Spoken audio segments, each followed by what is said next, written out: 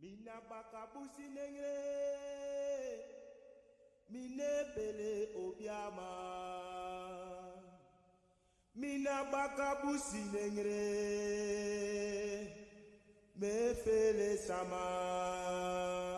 Mina bakabusi nengre, mine bele obiama. Mina bakabusi nengre, me fele sama. Mina bakabusi nengre, mine bele obiama. Mina bakabusi nengre, me fele sama. Mina bakabusi nengre, mine bele obiama. Mina bakabusi nengre, me fele sama. Mina bakabusi nengre, mine bele obiama. Mina bakabusi nengre, me fele sama. Mina bakabusi nengre, mine bele obiama. Mina bakabusi nengre, me fele sama. Mina bakabusi nengre, mine bele obiama. Mina bakabusi nengre, me fele sama. Mina bakabusi nengre, mine bele obiama. Mina bakabusi nengre, me fele sama.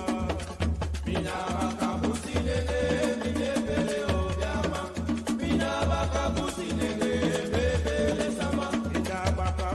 nengre, mine bele obiama. Mina bakabusi nengre, me fele sama. Mina bakabusi nengre, mine bele obiama. Mina bakabusi nengre, me fele sama. Mina bakabusi nengre, mine bele obiama. Mina bakabusi nengre, me fele sama. Mina bakabusi nengre, mine bele obiama. Mina bakabusi nengre, me fele sama. Ayo me fele sama, Me fele sama, mama me fele sama, me fele sama, Isa me fele sama, me fele sama, ay mama me fele sama, me fele sama, brada me fele sama, me fele sama, me fele sama, me fele sama, me fele sama, me fele sama, me fele sama. mina bakabusi nengre, mine bele obiama, mina bakabusi nengre, me fele sama. Mina bakabusi nengre, mine bele obiama. Mina bakabusi nengre, me fele sama. Mina bakabusi nengre, mine bele obiama, mina bakabusi nengre, me fele sama. Mina bakabusi nengre, mine bele obiama. Mina bakabusi nengre, me fele sama. Mina bakabusi nengre, mine bele obiama, mina bakabusi nengre, me fele sama. Mina bakabusi nengre, mine bele obiama. Mina bakabusi nengre, me fele sama. Ayo me fele sama, Me fele sama, mama me fele sama, me fele sama, Isa me fele sama, me fele sama, mama me fele sama, me fele sama, me fele sama. me fele sama. Mina bakabusi nengre, mine bele obiama, mina bakabusi nengre, me fele sama. Ayo. Mina bakabusi nengre, mine bele obiama. Mina bakabusi nengre, me fele sama, Ayo me fele sama, me fele sama, mama me fele sama, me fele sama, Isa me fele sama, me fele sama, mama me fele sama, me fele sama, mama me fele sama, me fele sama, Isa me fele sama. me fele sama. Fire burn them dirty king, blaze up them dirty king, fire burn them king, send him disastrous, and time he fast with us, ancestors walk with us, fire burn them king.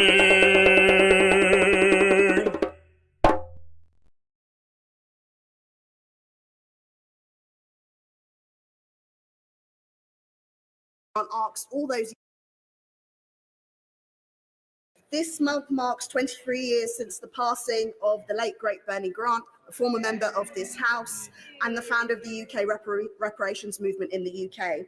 In his last Prime Minister's questions before his death, he asked for an apology to the people of African descent, living and dead, for our country's role in slavery and colonialism. But since then, Prime Ministers and heads of state have only ever expressed sorrow or deep regret. These are not sentiments that are befitting one of the greatest atrocities in human history.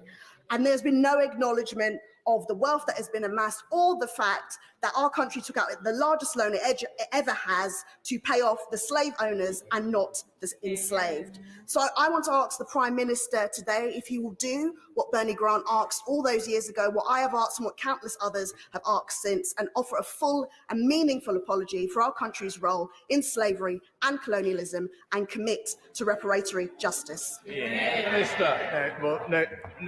Mr. Speaker. What I think our focus should now be on doing is, of course, understanding our history in all its parts, not running away from it, but right now making sure that we have a society which is inclusive and tolerant of people from all backgrounds.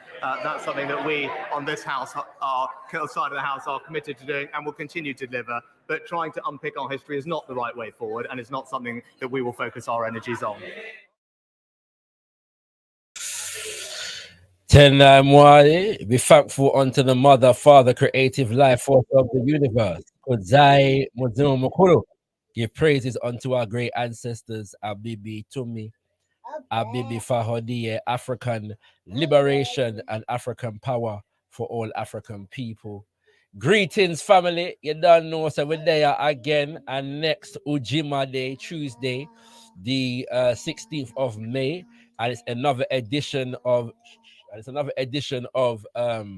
ZIVANAYI. For those who may not be aware, ZIVANAYI is a word spoken in the Shona language of Zimbabwe, and it simply means let us know each other. Yeah, so it's an interactive show, and as always, I get things started. You know what I'm saying, and I invite you to come through. Now, a couple housekeeping matters. We are multi-streaming, and if you are watching anywhere other than gotkushTV right about now, please come live and watch on gotkushTV. You have easier access to the live link to join the conversation once you do so. Yeah, so in the description to the video, if you're not watching on gotkushTV's YouTube channel, you can check it out right now. Yeah, in the description, and you'll find that link, and you can come through and check it out. Yeah. So what we've got one person coming through already. I'm going to let people through after I've just got off, my head some of the things that I've been thinking about throughout the week. But feel free to come through right now. Also, the gotkushTV. We're rebuilding and developing and all these things, and so you can support us at the moment in our development, so we can get some new equipment and produce some new shows by hitting up the Patreon. Yeah, hit up the Patreon with a monthly or even a one-off contribution. Every little bit helps, and we look forward to you doing so. But find the link on your screen right about now. Yeah. Okay. Let's get into this thing. So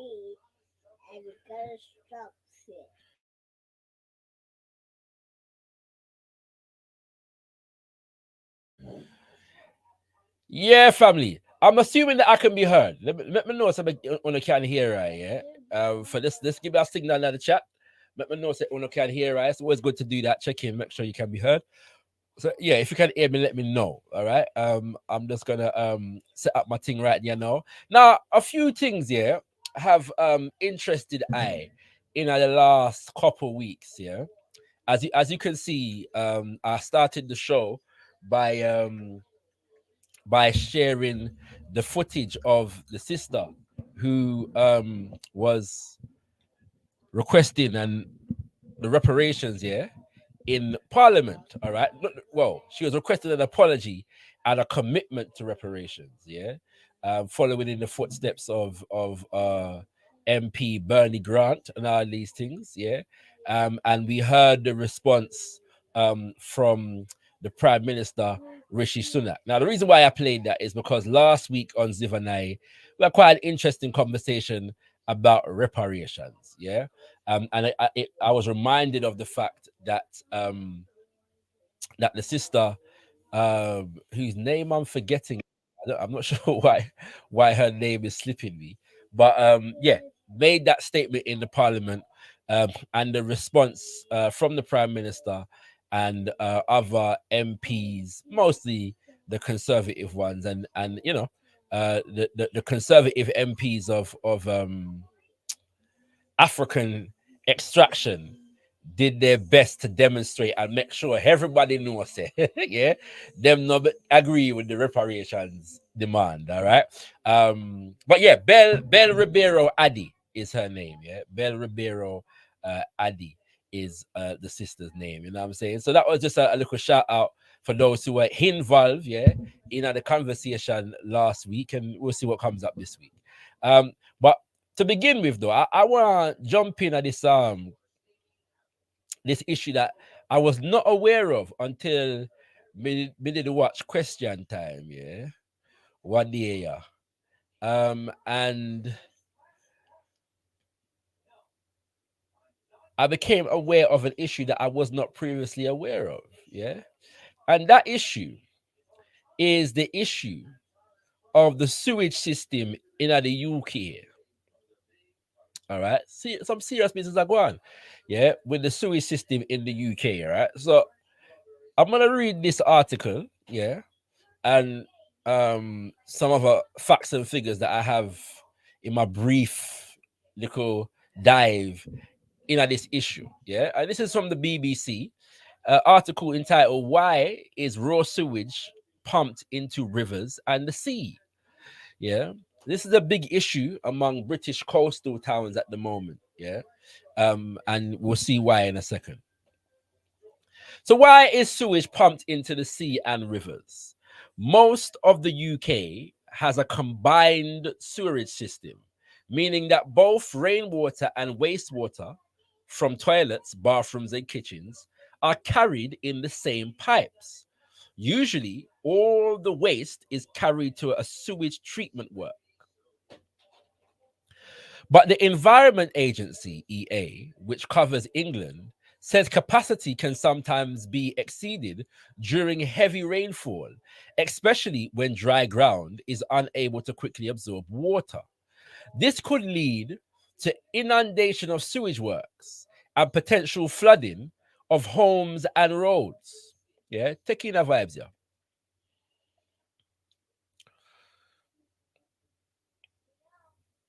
Yeah, so this could lead to inundation of sewage works and potential flooding of homes, roads, and open spaces. For this reason, the system is designed to overflow occasionally, and discharge excess wastewater into seas and rivers. This practice is known as combined sewer overflows, CSOs, and is permitted. Yeah. So then it goes into how combined sewage system works. Got a nice little graph over here, so you can see the wastewater going into the sewer from this, so, and you can see the rainwater going into the sewer from over here, so. And then when the thing gets serious, then the thing overflow and it going into the sea and the river, and all of these things. Okay, all right. That's what you call a combined overflow. All right. The EA, which is the Environmental Agency, requires water companies to monitor the overflows, and they can be investigated and fined if they fail to meet certain requirements. The government says it plans to change laws so that the EA can issue unlimited penalties for sewage dumping. Yeah. How often is sewage released? Listen to this. Data shows that use of overflows is not occasional. Yeah, so it's occasionally permitted, but the overflows that are happening at the moment are not occasional as it is meant to be. In 2022, raw sewage was pumped into rivers and seas for 1.75 million hours last year. On average, 825 times a day. This is down 19% on 2021 figures. So it was even more in 2021. because of drier weather rather than water companies' action, according to the EA. Then I have an article graph again, yeah. Water companies discharge sewage into rivers and seas for nearly 1.8 million hours in 2022, and the primary offenders 1, 2, 3, 4, 5, 6, 7, 8, 9, 10. These are the top 10 primary offenders. There's about 22 main water companies. Yeah, United Utilities is by far the biggest. Yeah, and obviously you can see here they are the most guilty party in this scenario. Okay, in 2022, Ofwat, the water regulator for England and Wales, launched cases against 6 water companies over discharging sewage at times when this should not have happened. And then it goes into a situation about how you can know so your water clean. Yeah. Now, so this graph, yeah, demonstrates how widespread this issue is all over England. All right. So you can see from the dark red to, you know, the light red. These are the areas that are affected. Yeah. And obviously some of the most areas affected, or populous areas affected, are along the southern coast. Okay. What are the health risks? Yeah. Swimmers are warned to stay away when untreated sewage is discharged into the sea.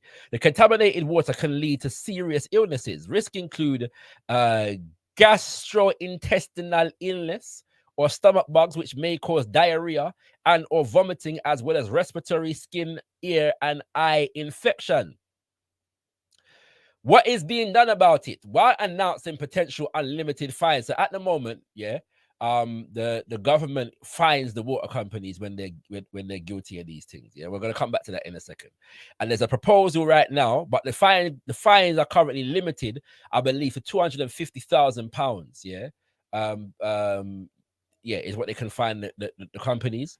But there's a proposal to unlimit the fines. Yeah, the environmental secretary, Therese Coffey, also said there was, quote, no way we can stop pollution overnight. She said that building more infrastructure such as super sewers could add hundreds to people's bills. Matt Brown of Wildlife and Countryside Link, a coalition of environment and wildlife organizations in England, welcomed the government's announcements, but said, quote, we are still waiting to see a comprehensive plan built around delivering a long-term target for the health of our waters. There were previous attempts to limit sewage dumps too. In 2021, Conservative MPs were criticized after 256 voted to reject a proposal by the House of Lords to require water companies to reduce sewage discharges. The people then voted, yeah, against a proposal to require the water companies to reduce the sewage in the people them water. They argued safeguards already existed and that new measures would cost billions. Yeah. Last year, the government published its storm overflow discharge reduction plan. It compels water companies by 2035 to improve all storm overflows into or near every designated bathing water, and 75% of overflows discharging to high priority nature sites. Dr. Imogen Napa, a researcher in marine pollution at the University of Plymouth, previously said that for the government goals to be met, more investment and accountability is required from water companies. A spokesperson for Water UK, a body representing the UK water industry, said last year that the water firms agree there is an urgent need for action, and we're investing $3 billion between 2020 and 2025. Yeah. All right. Now, this is a very interesting situation. Yeah, and we're going to come back to some of that in a second. Yeah, but just for now, yeah. So during the question time episode, what I understood was that the government has proposed to invest 50 billion to fix this issue over the next 25 years. Yeah. And part of the difficulty is that the government do not control the UK's water system, England's water system, because the water system is under private ownership. Okay, so the private companies who control the water and who, when we pay our bills, it's them private company there. We are pay, yeah, them now reinvest the money back into the infrastructure of developing the sewage system. That's a go on, yeah, in this country, yeah. Okay. Water company bosses, yeah, earn on average 1 million a year. Okay. And so the problem with the fining system is that this is just the boss's money now. This is not what the companies make, yeah, on an annual basis, yeah. But we can get a measurement of what the companies make on an annual basis because the Financial Times, yeah, put out the fact that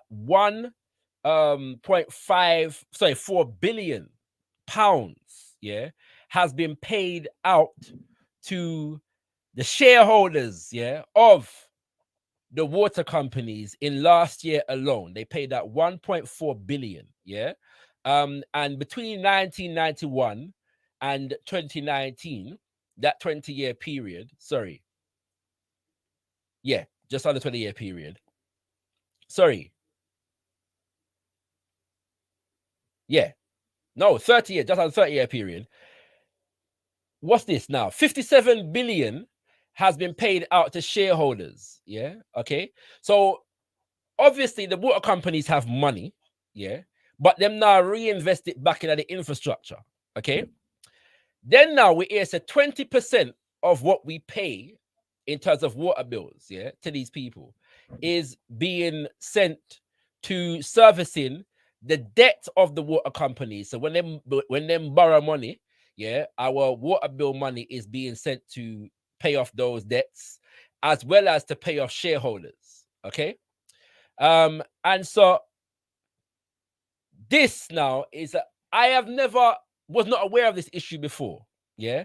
And this is an issue where you hear about in our places like where we come from. Yeah. You know what I'm saying? Places whereby, you know, there's not a national sewage system that covers the entirety of a country, like in a Jamaica, in a Nigeria, you know, them place there. Yeah. So many of us know them things they are going to England. Now, the only thing about this is that this is not an issue. Probably the only issue that are going in England right here now, whereby African people, black people, are not the ones disproportionately affected by this thing. Very interestingly. Yeah. That is until them succeed in gentrifying the whole of the inner city, them are moving us out to, you know, them outskirt areas. Yeah. Some of we might find ourselves in some of them areas that is severely affected by these things. Yeah. But I never knew this was taking place. So it was on my mind, so I thought I'd speak to it right here now. Yeah, that's one issue. And the second, I'm going to bring the second one, and then I'm going to bring to anybody who want to come through. The link is in the description. Sorry, in the chat, Kings and Queens. The link is at the top of the chat. It's pinned to the top of the chat. If you are watching via gotkushTV, you can feel free to click that link at any moment. It's ZIVANAYI if you're just coming through. So it's open house. You can feel free to come through and share your thoughts, feelings, ideas, ask questions, raise your own issues, and all of these things. Yeah, I've just been speaking about the fact that I learned about this issue of the sewage companies, the water companies in England pumping sewage water into rivers and streams and the sea. And obviously, this is an issue for people on the coastal towns because them want people for, aside from the obvious, yeah, cleanliness and all these things, it's having an impact upon tourism, yeah, to places where there are beaches, right? So that you know, sometimes beach have a shut down and all them thing there, and the small business them now make no money, you know what I'm saying? The tourism turned down, you know. So this is a serious issue, yeah. So when I thought about that, and then I thought about the fact that we exist in a state of neocolonialism, which is, as defined by the Association for Kwame Nkrumah, that our economic system and therefore our political policy in majority black nations, yeah, is governed from outside, and government outside being namely places like Britain, places like America, and so on and so forth, France, and them places there. If that's how them treat them own people, like I said, this is not an issue that disproportionately affects African people, as far as I'm aware, in the UK. But if that's how them treat them own people, all you think them are gonna treat we? It's obvious why in a place like Nigeria, yeah, the Niger Delta, and the ecological ecocide that is being done to the environment because of these corporations. It's obvious why that's a go on. If they're gonna treat them owner people in England them way, or they're gonna treat we in Nigeria and Jamaica if we open up the cockpit country and say them can mine down there. So good night. Or they're gonna treat we in fewer country them, if they have control or inordinate control and influence over our economies? That was the question I had to ask. Yeah. Then now, as on know, Fiona King was coronated. Yeah. Not last weekend, the weekend just before that. And one of the things that interested me was this thing about the protest them. Now, for those who are not aware, there's a man by the name of Graham Smith. Yeah. And Graham Smith is the leader of an organization called Republic. I'm not overly familiar with the organization, but it is basically an anti-monarchy organization. It's pushing for Britain to become a republic. It wants Britain for dash away monarchy and become a republic. All right. So Republic now, them got the coronation figure protest the coronation, yeah, and 6 of its members, including Graham Smith, were arrested, and they were arrested under the Public Order Act, yeah, the Public Order Act, which was a bill that was passed in the British Parliament in May of 2023. That means that the bill did pass and was made an act just before Charles was coronated. All right. And so this act, yeah, is the second act in the space of about a year, just over a year, because there was a previous bill passed, which is called the Police Crime Court and Sentencing Act in April 2022. All right. And what happened was the government tried to get that one through last year, but then when it went to the House of Lords, yeah, them take out some of the more hardline policies that the government wanted to introduce. So the government now take the whole of the hardline policies them and put it into the public order bill that was passed just earlier this month, yeah, in lieu of the coronation of Charles. So obviously, just to give an idea of some of the things that are in this bill, one of the major things is, which is why Graham Smith and the people them were arrested. The act, the Public Order Act, increases the police capacity to stop and search people. You don't have to be suspected of anything, yeah. When it comes to protest, them can stop you and search you, yeah. And one of the aspects of the bill is that basically they've put a ban on locking yourself to property and obstructing traffic and so on and so forth. I forget the actual terminology, yeah, but it's called a lock on something or another, yeah. And so you can't tie yourself to the railing or block up the road or them something there, yeah. And so Graham Smith and them were arrested because when they searched them bag, they had luggage straps, yeah, literally things where them can strap bag to them back, yeah, them bag. And this was considered to be evidence of their intent to tie themselves to something or another and disrupt the world of proceedings them. So them lock up the people them for a whole 16 hours, yeah. And so this has caused a significant issue in Britain now because of the fact that people believe that the government is infringing upon the people's right to protest, yeah, and obviously protest against government policy. Why is this important to Black people? for a number of different reasons. There are any number of issues that are taking place at the moment that people in general are protest for, but like issues to do with that we are known to protest on.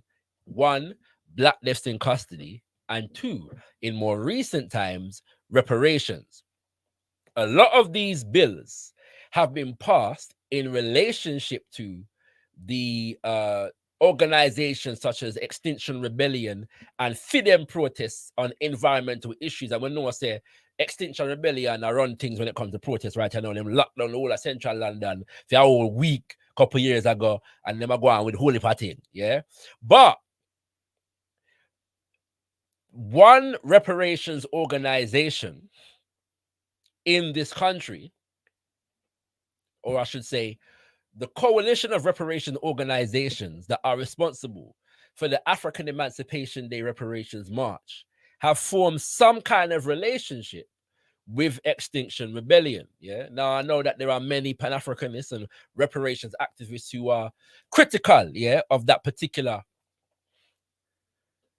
I wonder if it's legitimate to refer to it as an alliance. I don't want to overstate the point, yeah. But for want of a better terminology right about now, let's call it an alliance, all right? So there is some kind of relationship between the African Emancipation Day Reparations March Committee and Extinction Rebellion. So what these people have done in a time whereby there is a heightened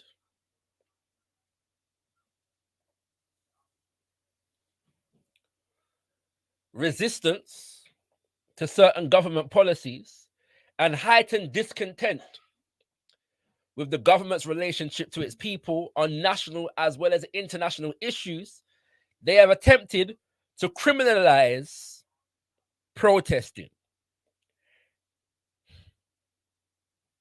It's going to affect everybody. But I suggest to African people that this is going to significantly affect us, especially because the biggest protests that we have seen from African people in the last decade have been on the issue of reparations. Yeah. And should that continue, look like we are going to be in some serious problem. All right. So those are two issues. Yeah. Those are two issues that, you know, came across my desk, so to speak, this week. It's your time, family. It's your time. Yeah. So feel free to come through and join up the conversation. Yeah, if we don't want to join up the conversation, the link is in the chat. The link is in the chat, especially if you are watching on gotkushTV. Feel free to come through. But I'm sharing the link again in the chat, and I'm going to bring through Mr. IC Free now because he's come through nice and early. But if you want to come to his open house, yeah, so you can raise any issue, or you can question upon the issue them where me raise, or you can ask question, you can raise your own points in relation to those issues, yeah. And also, let me remind you all that if you want to support gotkushTV, we have a Patreon, and you can support gotkushTV by, you know, contributing to our Patreon either through a one-off or a regular monthly contribution. All right, give thanks in advance for all those who choose to do so. Mr. IC3, I'm bringing you through now. Greetings and welcome, Mr. IC3. Greetings. Yes, you raised some interesting points there. Yes, sir. And I like to focus on the issue of reparations because that's where the big battle, the final war will be on that very issue. I don't know if it's the final war, but I agree that it will be a serious battle. So let's go forward. Let's go forward. Yes. So I'd just like to expand on that. I've done a new graphic this week. Okay. This is a new graphic. Okay.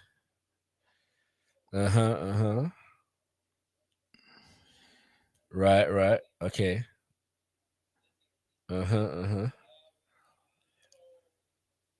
Go on, explain the graphic. I think I get it, but explain the graphic. Go on. Yeah. Okay. So, what this is about? I know some people are going to start saying, "Oh, this is old hat. This is passe. It's out of date, and we've moved on, and nobody believes that anymore." Yeah, I know. Yeah, but I just got to say what I've got to say. So the issue is the curse of Ham. Right. Okay. So I'm saying that the Abrahamic faiths are the dominant faiths in the world. So some people may agree with that. Some people may not agree with that. So I'm saying that the actual world, not the planet, but the world is a construct. Right.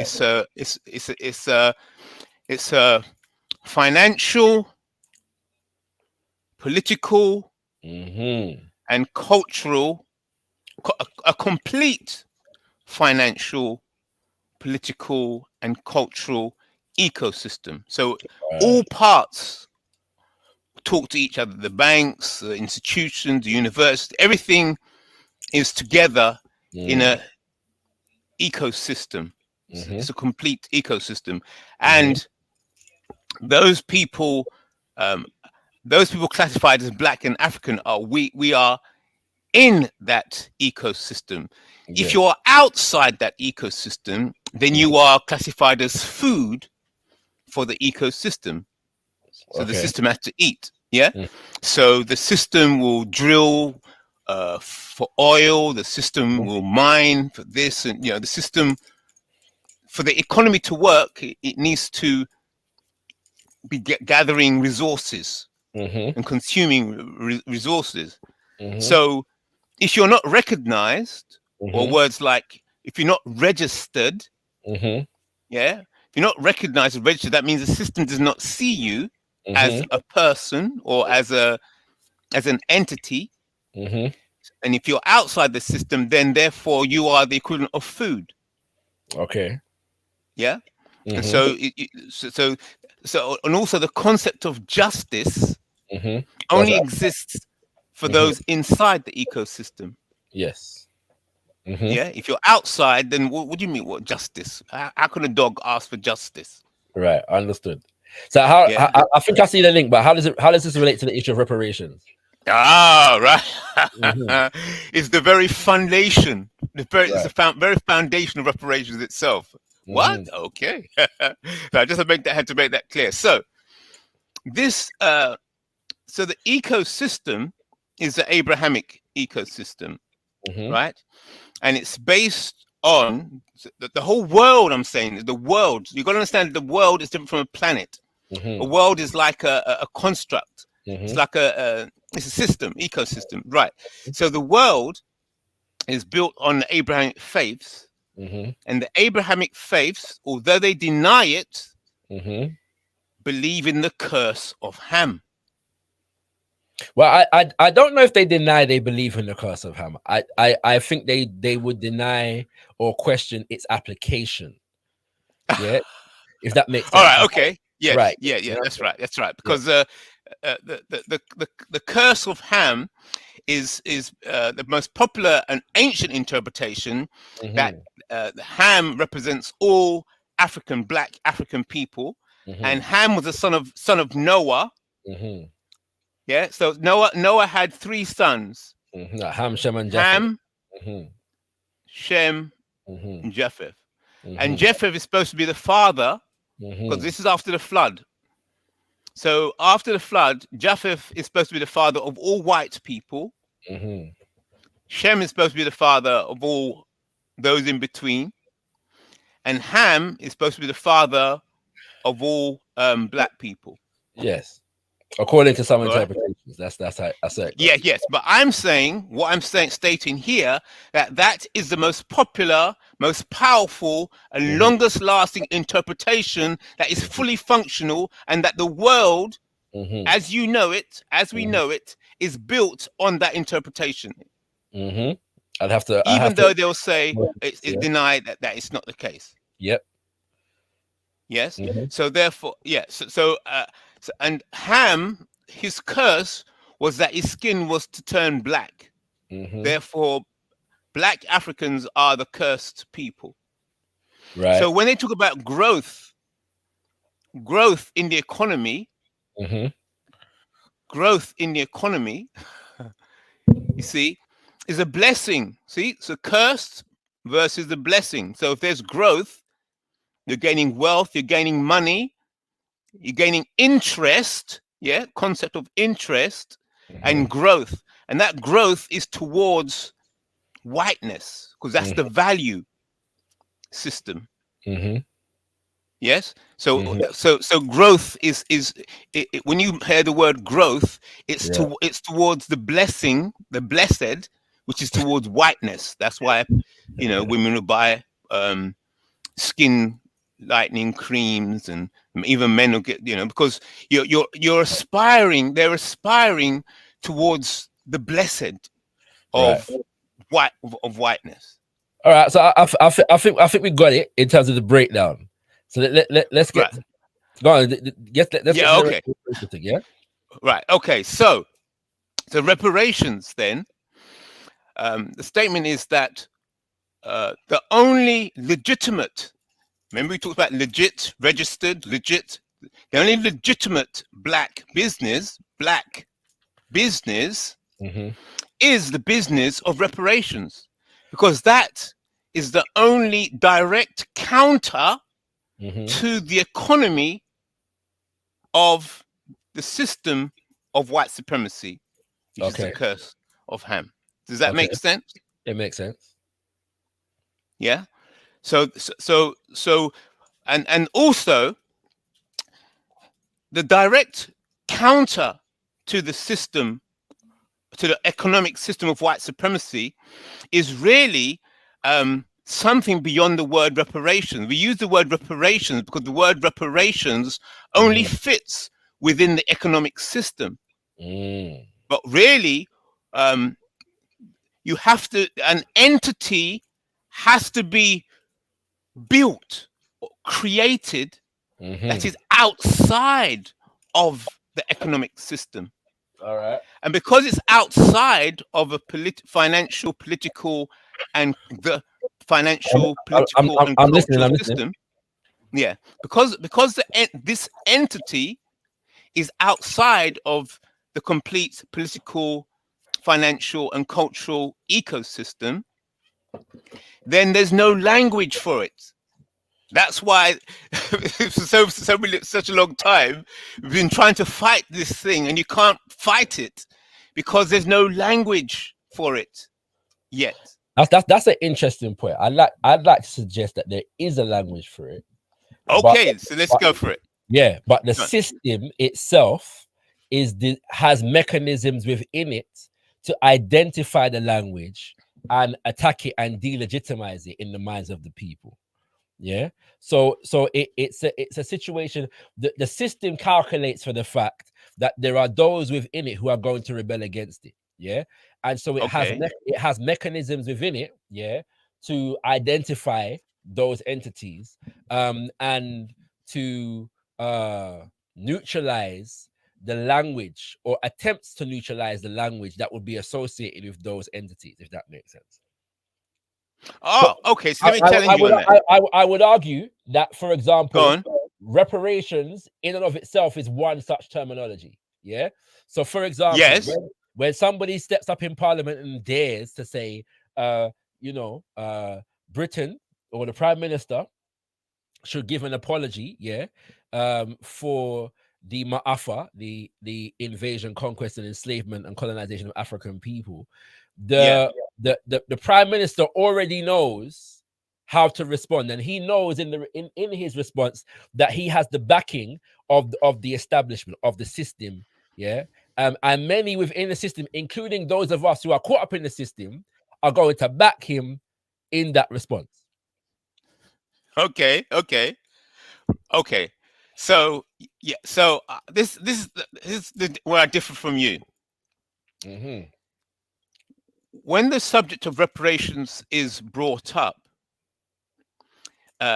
it can be seen as something a bit too expensive for the system, for the whole ecosystem, for the economy to handle at the moment. But a lot of people, when they talk about reparations, they're still thinking of getting reparations and still remaining inside the system. No, I'm not. I wouldn't dispute that in terms of the minds of individuals, yeah. But the movement for reparations it doesn't necessarily promote that kind of idea, if that makes sense. Yeah. So I'd agree with you. There are shortcomings in terms of our people's understanding of what reparations is that might compromise the value of the movement in our present mentality. I understand that. Yeah.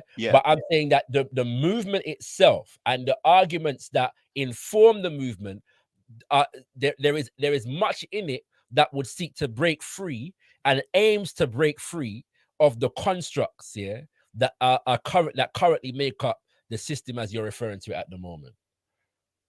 You see what I'm saying? So because of that, the reparations issue is dangerous for the system and the world in which we live. Right. Because So within the reparation movement, then there's 50%, or less. I don't know.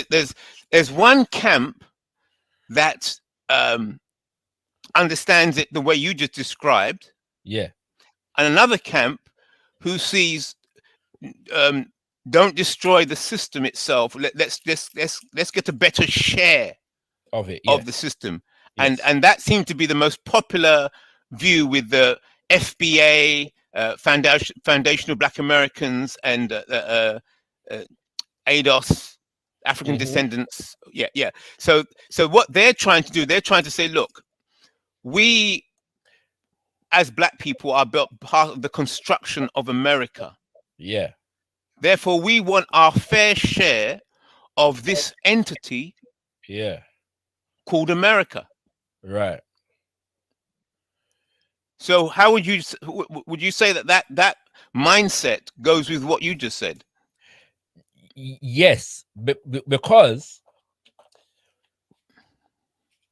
in my humble opinion, it is the job of the system to use the frameworks that are designed for us to fight against it, against us. Yeah. Yes. Okay. So the issue of reparations has become very significant among African people in the last 20 years.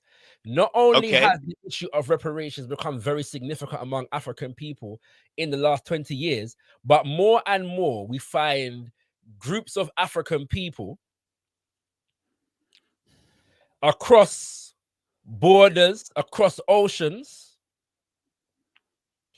collaborating on the issue of reparations, yeah, to the point whereby even neo-colonial governments in the Caribbean have had to front a reparations campaign, which they have not tried to do ever since so-called independence.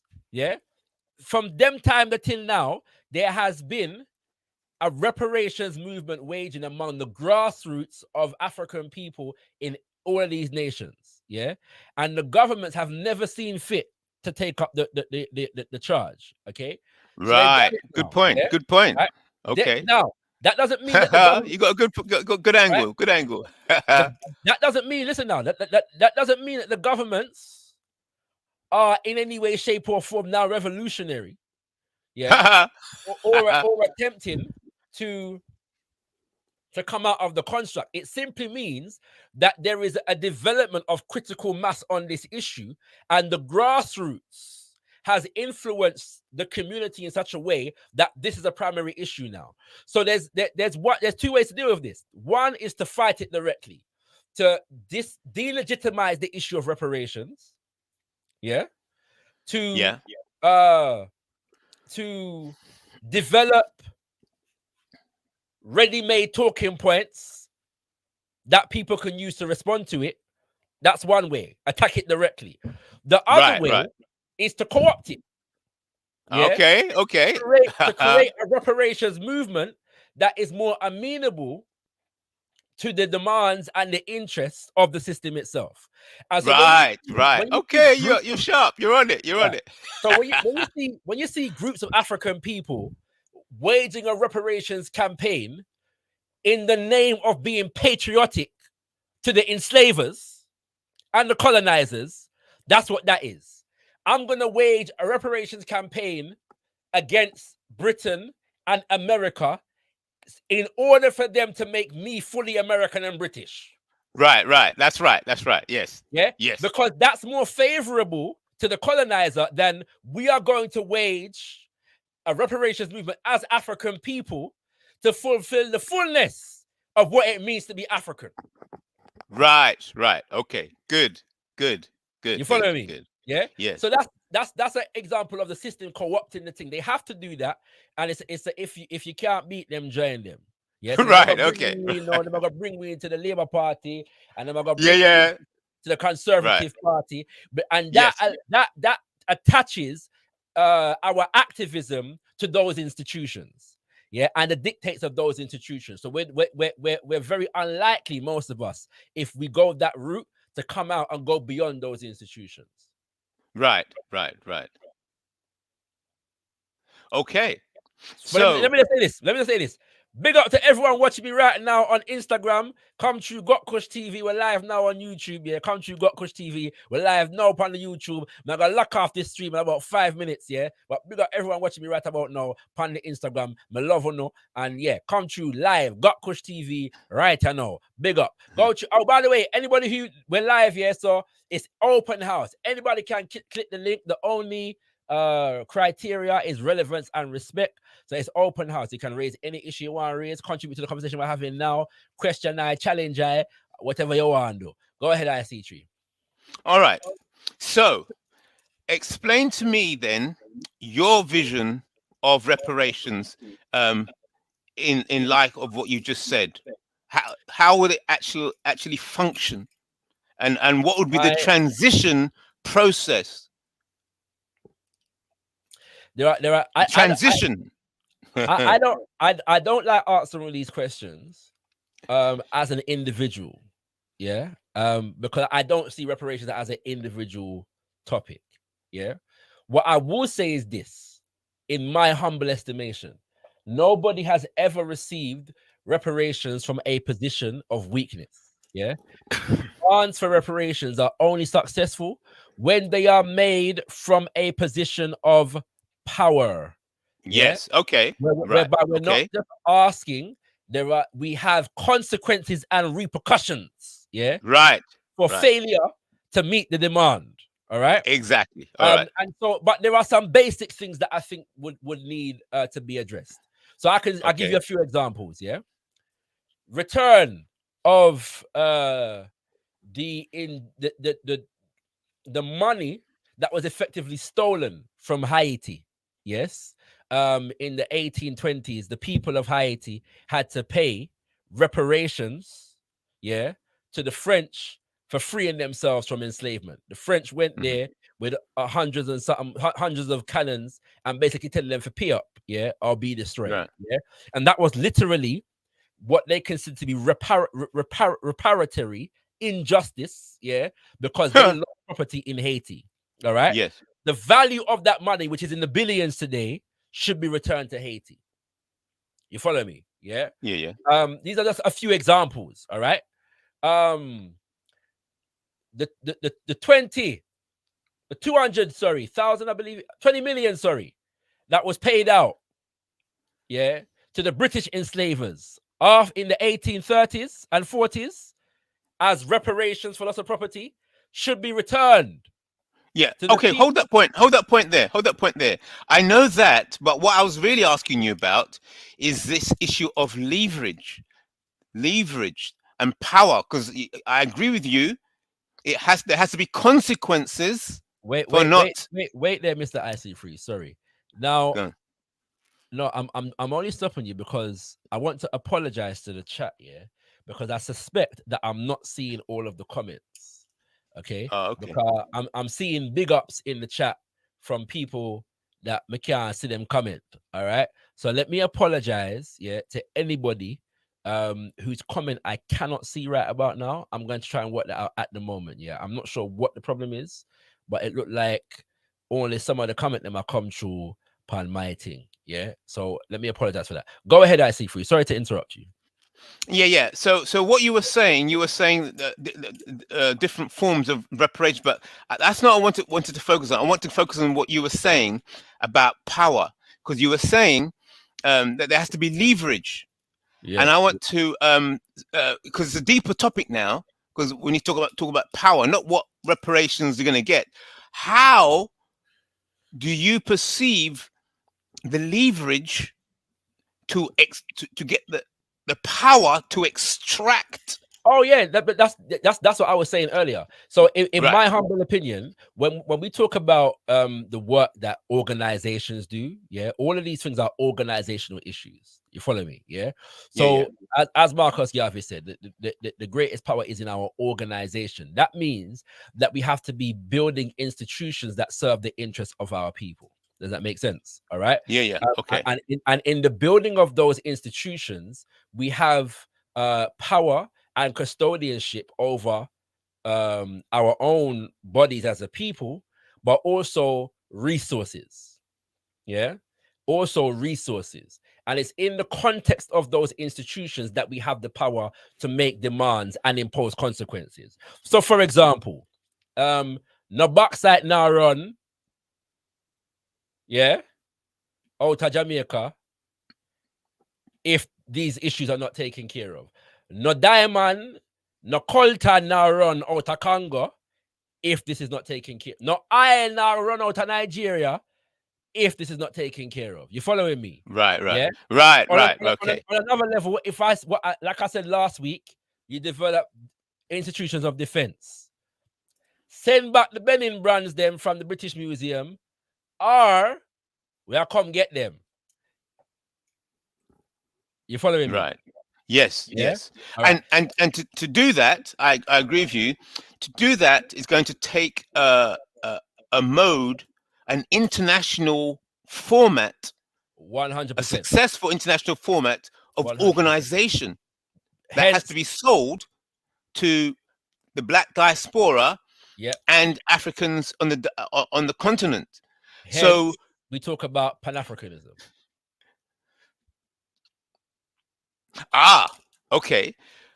But Pan-Africanism, some people see that is not recognizing Black identity as a value. Yeah, and that would be false. Yeah, that's just false. Okay.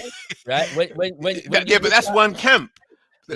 Some Pan-Africans will say that you're the one. It matters not if it's one camp or two. I would say most camps, right? The terms Black and African are generally used interchangeably. This is not a major issue among people in the movement. I've never been to a Pan-African event whereby somebody has used the word Black or African, and the meeting can't go on because of that terminology. It's never happened. Generally speaking, the terms like Black and African are used interchangeably. Everybody know what you mean, and we move forward. There are some people that believe that we shouldn't use the word Black. I agree with you. There are some people that we shouldn't use the word African. What I'm saying is that these are not, generally speaking, big issues. Yeah, they're not hindrances to any form of organization that I've seen. Or anything like that. I have to challenge you there. I'm going to have to challenge you there. I don't know if there's enough time, but maybe for another time, I have to challenge you on that. It's not a big issue. I'm saying it is the issue. What effective quality organization on an international scale, that has to be. There can be no wishy-washiness on terms of identity and terms used. It's like a military operation. It has to be tight. I hear you. What I'm saying is that the issue is, I've never, as somebody who was born and raised in the movement, I've never seen it become that much. Like, for example, when you say that some people have an issue with the word Black, yeah, I have never seen that be a sticking point to the extent that people can't work, you know what I'm saying, meeting can't go on, organization can't build, institution can't build, Saturday school can't run, business can't. I've never seen that. Yeah, it's not a major issue. So if people say black and African, people know what you mean, and we go forward with those terminologies. It's never been a problem. Yeah, it's never ever been a problem. So but how about when it comes to finance? What do you mean? By the way, sorry. Instagram people, me I lock off right now, yeah. So if you want to stay tuned, you have to come through to gotkushTV on YouTube right here now, gotkushTV. If you want to continue observing the conversation, and or if you want to come live and converse with I right here now, give thanks for tuning in. Peace, blessings. Me out, me gone. All right, yeah, go ahead, I see free. Go ahead. Okay, so I'm going to challenge you on that because you're saying, oh, the issue of Africanness or blackness, it's not an issue. We can organize. Let me clarify. What I'm saying is the issue of the terminology. Yeah. So yes. We have had debates and issues over how we should refer to ourselves. I am saying so that, for example, there was a time where Negro, major issue. Yeah. If you use words like Negro, somebody I got stop you and say, yo, Reggie, when I use them words around here, you know. Yeah.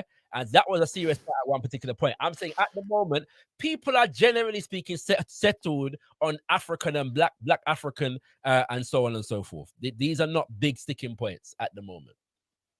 Okay. So in the context of organizing financial on the issues of finance, and because they say that partner is the closest thing we've had to a black bank outside or countering the white supremacist banks. Yeah, and then I know that in America they did manage to set up a few black banks by putting a white person as the front of the bank, but sooner or later the white supremacists find out and then they just mess up the bank. Okay, so banking is the core issue, and banking is directly, successful banking is directly related to the issue of identity. Because if there's any flaws, the slightest flaw in the issue of identity when it comes to banking, then the bank's going to crash. No, but I'm not denying the importance of the issue of identity. You know me enough to know that I'm very serious on the issue of identity. All I'm saying is that, generally speaking, the issue of terminology within the movement is not a big one, right? Just I'm saying, generally speaking. Yes, I know. I've got it. Yeah, I know. Right. You're saying it's not a big one, and I'm saying that is the problem. It's got to be big. In order to organize more efficiency. What do you see as the inefficiencies of organizing as it relates to terminology right now? Because when you're organizing a group of people, you have to decide who is in organization and who is out. And so I'm saying to you that the terms black and African, generally speaking, cater for those issues, for that circumstance. So we know who we're referring to and who we're not referring to when we use our terminologies, and then generally speaking, use it interchangeably. I say generally speaking. Okay. So I'm not saying that there are never any questions. Sometimes there are, yeah. But I'm saying generally speaking, these terminologies. Yes, I understand. You are perfectly correct. Yeah, you are perfectly correct in what you're saying. That is the status quo. Yeah, right. Yeah, and I'm saying it's not good enough. So what needs to happen? Something has to. They have to move the whole issue of identity up a gear in order to. I would agree with you in the sense of the fact that there are people trying to push confusion at the moment, yeah, and especially because the drive to make us allegiant to the constructs of the system of European imperialism have accentuated significantly in the last year, right? Definitely. So, yes. But that's a different issue for me. That would be people now who are trying to bring identities such as British and American and French, yeah, into the mix as though they are legitimate for us in terms of achieving self-determined goals, yeah. So I would agree with you that those terminologies keep us tied to the system and the construct as it stands. Yeah. The more we begin to identify as British and French and American, that does that.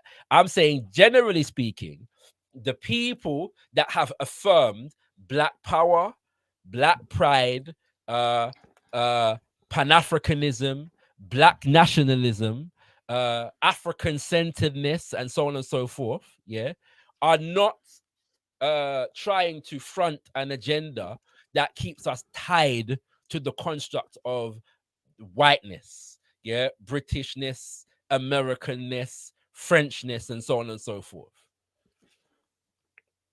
Okay, so let me go fire a shot now, direct. The issue of the word African and the spelling, yeah, spelt with a K or spelt with a C. Now, I was doing some research today, reading about INOSAR. You were familiar with INOSAR? Yeah, the international network of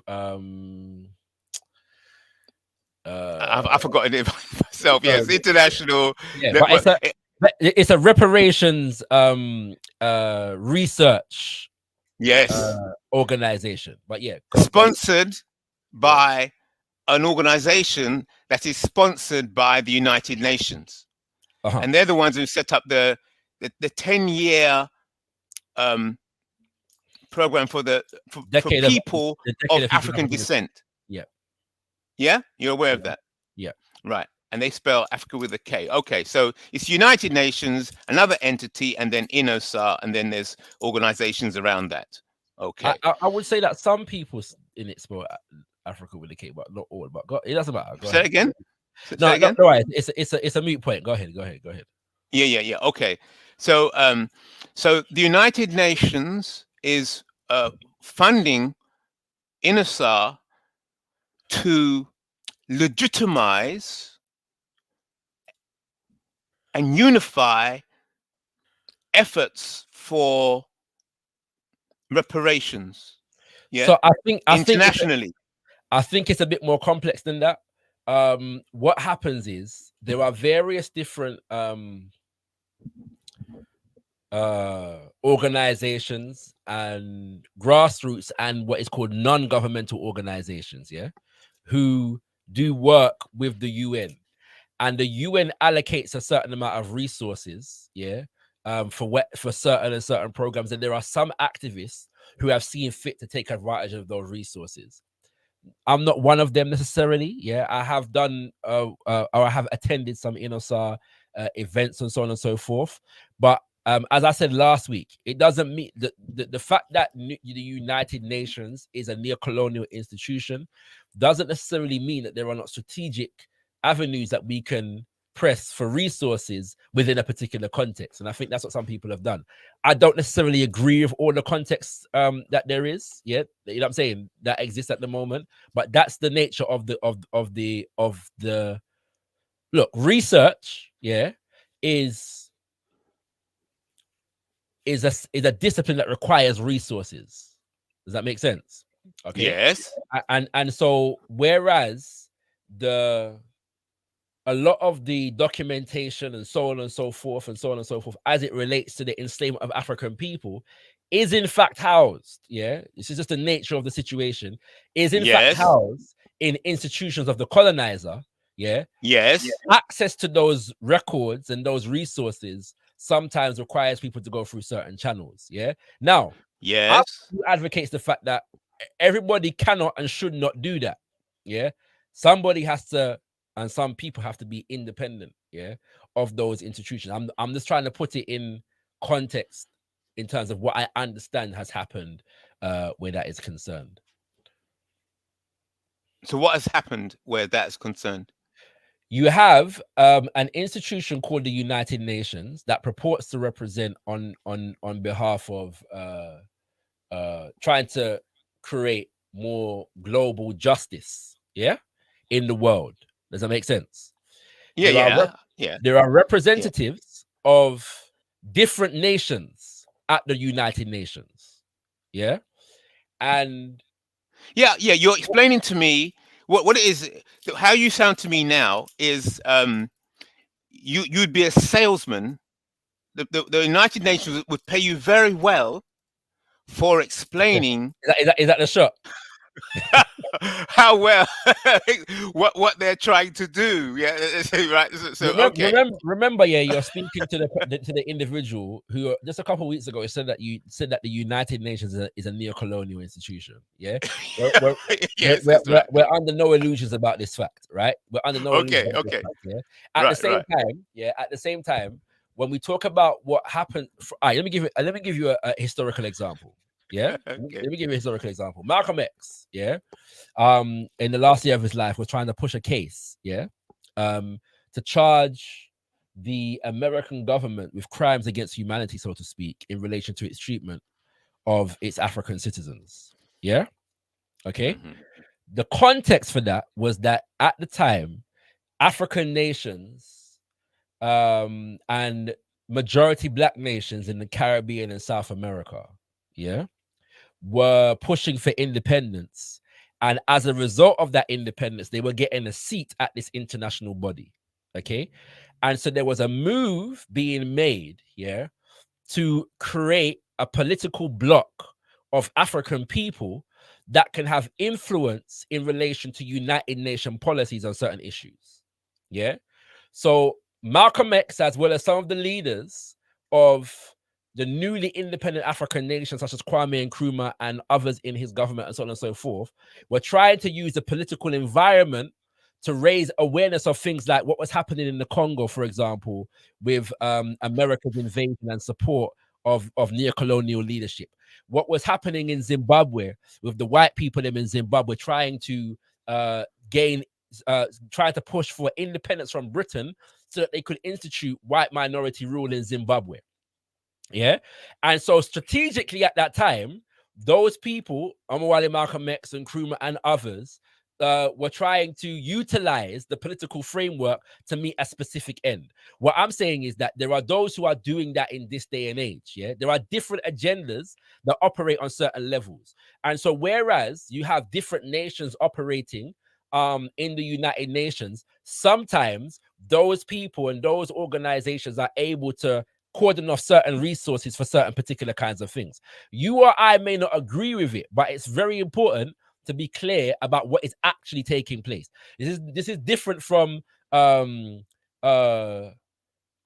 aid or an IMF loan or a structural adjustment. It's a different scenario, and it's just important to understand the difference and the nuances there. Yes, well, I suppose when you have a bit more time, you see that those differences and nuances, I want to be able to go with you deeper into those subtle differences. Yeah, because that is a key point. You know what are these nuances? What are they exactly? Yeah. Precisely. And I could speak to them, but somebody else. Yeah, but no, maybe not now. No, but also somebody else who's probably more deeper into the work, because I'm not working. I'm not a part of Insonara or nothing like that. Yeah, I'm just familiar with it, right? But I'm saying somebody who's deeper into that would be able to speak to it better than I could. Yeah, and we, like I said, we may agree or disagree, or it may just be, you know what, I understand that strategy. That's not a strategy that I'm prepared to engage in. Just what I'm saying. And that's so you're not 100% in line with Esther then, because Esther's I'm not. There's three women in charge of INASAR. They're the representatives of INASAR. Yeah. And then INASAR has been sponsored by this other organization. This other organization is being sponsored by United Nations. As a reparations scholar, I don't know if there's anybody better to explain and break down reparations than Esther Stanford Jose. Yeah. Right. So you have to invite her onto the program. Well, that'll be interesting. She's been on before. We've got a whole interview with Esther Stanford Jose, and I even challenged her on some of the things that brothers and sisters in the community were saying, criticisms that they had, and so on and so forth. Right. And no doubt we'll do that again. But let me just say that, right, when it comes to breaking down reparations conceptually and progressively, yeah, there are few people better, and I don't know anybody better than Esther Stanford Jose. Yeah. Am I always aligned with her politically? No, I'm not. Yeah. Oh, in what way do you not align with her? politically? Well, as I mentioned earlier, the international reparations, the African Emancipation Day reparations March Committee has formed some relationship with Extinction Rebellion, in relation Oh to yes, okay. the And Emancipation Day reparations march. I'm not particularly disposed to that alignment. I like your smooth tongue. I'm not particularly disposed. No, my tongue is. I'm a poet. I'm a poet. You know what I'm saying? So, you know what I mean? Yeah. It's not like, hey, I'm not. let's kill I'm it. No, not. it's like, Yeah, no, I'm not. I'm not Yeah. particularly. No, I'm not. Right. So I'm not alive. Now, does it mean does that lead me to throw away the issue of reparations and the good work that the brothers and sisters within that formation do on the issue of reparations? No. Yeah, it's just a disagreement on that particular issue and on that particular formation. But I am determined that disagreement should not lead us to damage the reparations movement in general. Does that make sense? I've always had I've been a part of reparations formations and raised issues in those formations. For example, we talk about internal repair and external repair, but if internal repair must come before external repair, which is what the reparations movements generally speaking position generally speaking is, then we have to pay more attention. We have to ensure that the balance between our focus on internal repair and external repair represents that understanding. You follow me? The balance. Yes. Right. And one second. Let me just say this. Kings and Queens, we're gonna wrap up in like 45 minutes here. So if you want to come through, the link is in the chat. You can contribute to the conversation that we're having now, or you can raise your own conversation. Raise your own conversation. It's up to you, Kings and Queens. But I'm gonna share the link in the chat once again. You know what I'm saying? Earlier on, when we began, I was discussing the sewage system and how the water companies in the UK are specifically England are affecting the health and the well-being of areas and people in the UK through pumping raw sewage in our people water. And I was also talking about the protests, the clampdown on protests that have been recently instituted as acts of law by the British government. And then IC3 come true, and whenever IC3 come true, you know you're in for an interesting conversation. And that's what go on right here now. So we're just dealing with the issue of reparations, because that is the issue that IC3 raised today. All right. So let's clarify that. So yeah, feel free to click the link and come through. If you want to join the conversation, I look forward to seeing you should you choose to do so. Go ahead, IC3. Okay, so I'm going to dig into what you're saying, because this is very serious.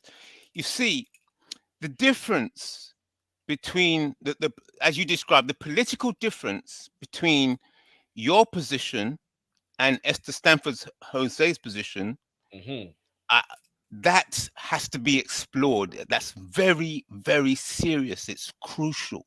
And also another word you mentioned is the balance.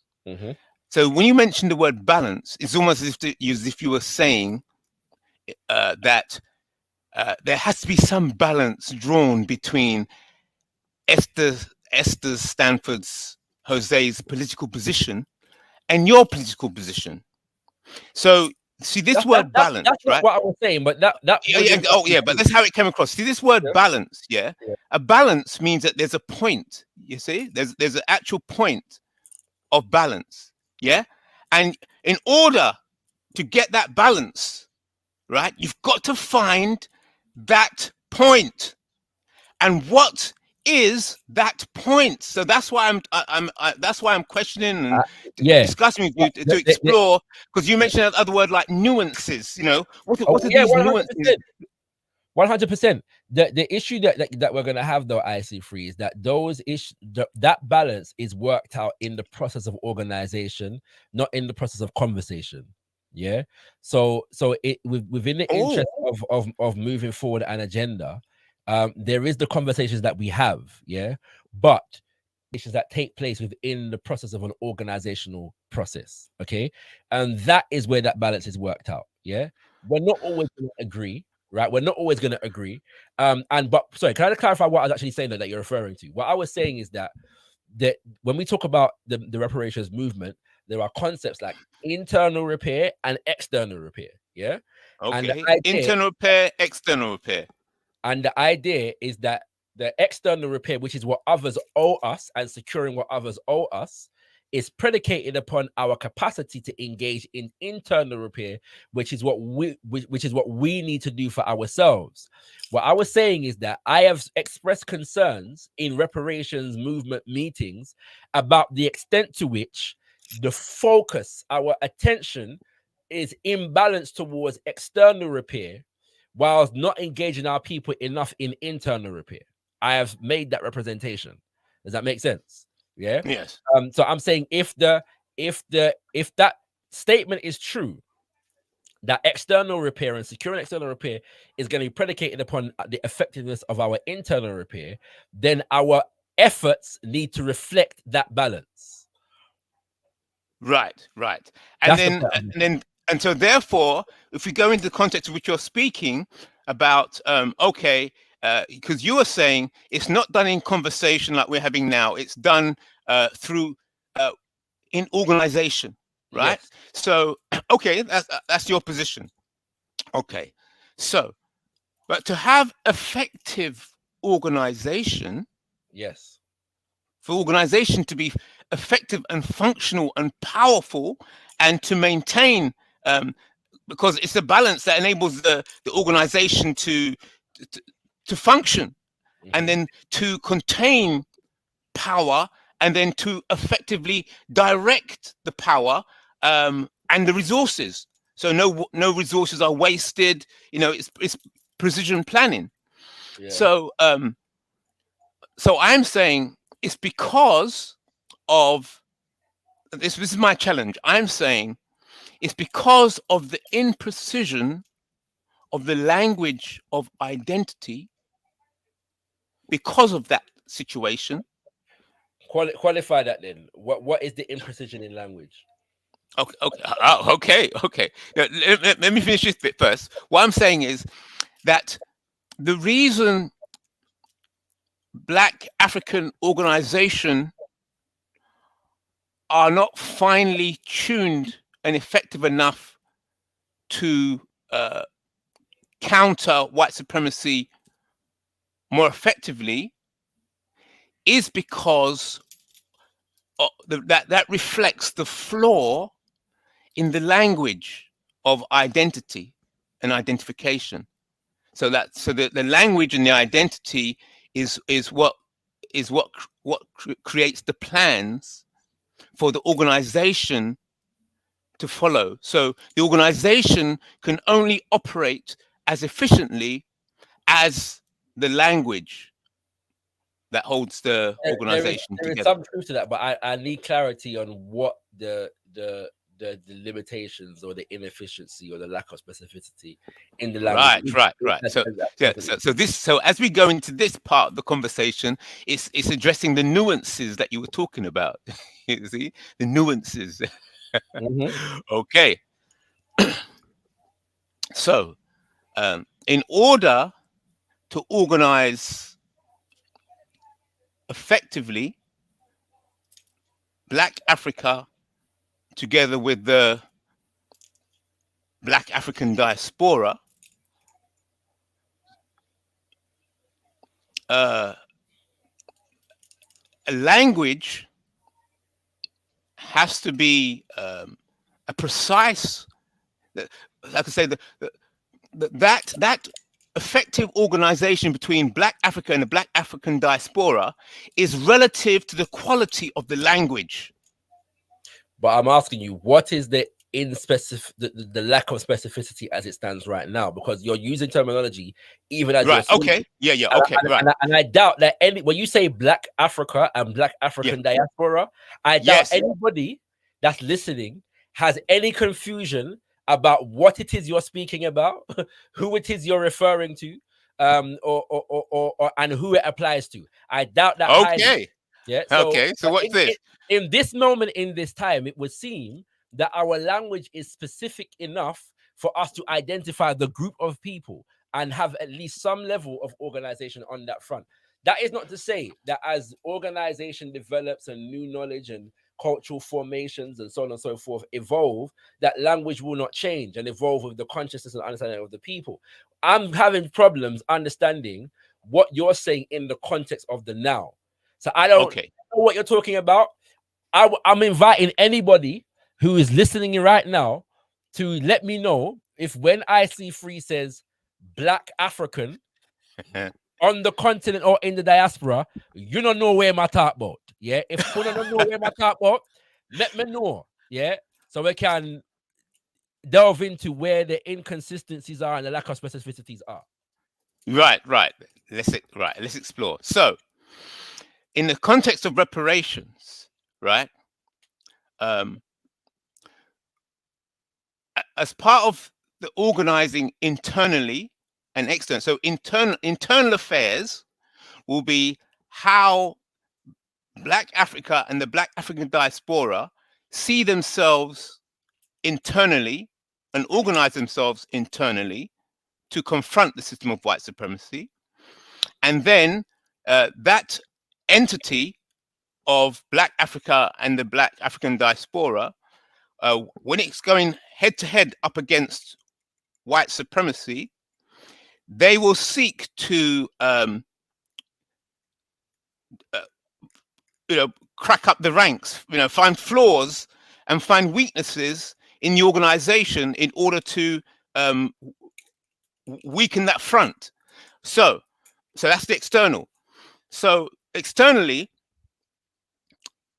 or is it external or internal? Like, okay, reparations. How are people classified as albino going to be identified internally and externally? The mixed race question. Okay. How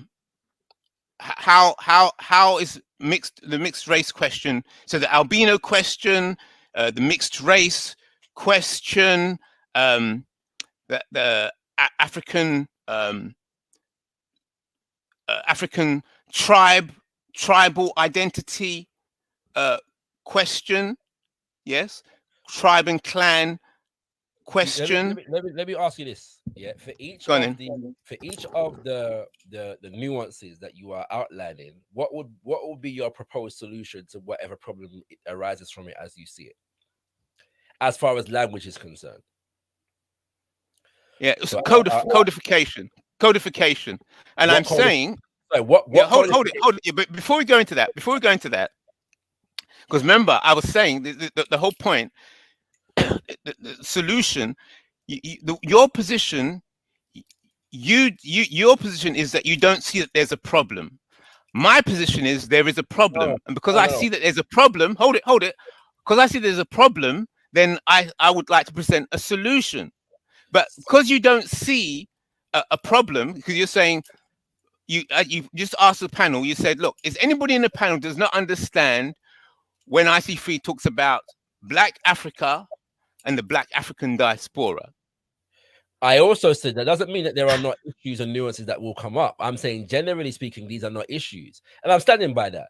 At the same time, but they're not issues. No, but yeah, because I'm still waiting. I'm still trying to understand, even with the nuances that you have presented, what the issues are and what language you would propose to solve them. If the issue is a language one, yeah. So how are we solving the problem linguistically, in terms of terminology, in relation to the possible fractures or fragments, potential fragmentations that you have identified? So on the issue of so that's a discussion. That's heritage. Hold it. So therefore, you're saying you don't see it as a problem. So what model do you use, or do you know of being used to? Very, very simple. The terminology Black and African have never presented an issue to any of those nuances. Yeah. In any significant way. when they present a major significant problem is in the context of neo-colonial ideation and allegiances. Yeah. So wittingly or unwittingly. So the issue, therefore, is not just the terminology that we use. The issue is the ideological framework and the political intentionality. Yeah. So, for example, right, if let's use the example of so-called tribe. Yeah. Tribe, yeah, is in fact a colonial and a neo-colonial designation. Yeah. Right. Africans who have sought to use terms like Black and African to transcend the limitations of tribe. Yeah. Yes. And form more populous and representative identities that do not keep us locked into conflict with each other on the basis of smaller group aggregations, yeah, that are manipulated by colonizers. This is a solution that has been employed to some success within the movement. If you read and study the works of Nkrumah, if you read and study the works of Amilcar Cabral, Patrice Lumumba, if you read and study the works of the Quilombos, yeah, in Brazil during the 1600s, if we read and study the successes of Maroon nations, yeah, throughout the Americas, all of these required us as African people to not be confined to tribal conflict and unite under a greater social aggregate in terms of our identity. Yeah. So that is easy. And the Pan-African movement, yeah, is to a significant degree built on that foundation. We inherit those traditions from those movements, from those formations, from those nationhood attempts, and so on and so forth. You see me? Yeah. Okay. Yes. So I talked to I'm on a lot of African forums, and I'm hearing Africans start saying, you know, we've got to get rid of this tribalism, you know, and we've got to unite Africa and get rid of this tribalism so that we can unite effectively for the better of Africa. So you're answering the question yourself. No, that's the popular view, but I'm challenging that view. I've heard that. That's there's a lot of people come with that angle, and I'm saying, no, the solution will be, which appears to be more complicated, more difficult, but the solution lies in the recognition of all those different identities, those tribes and those clans.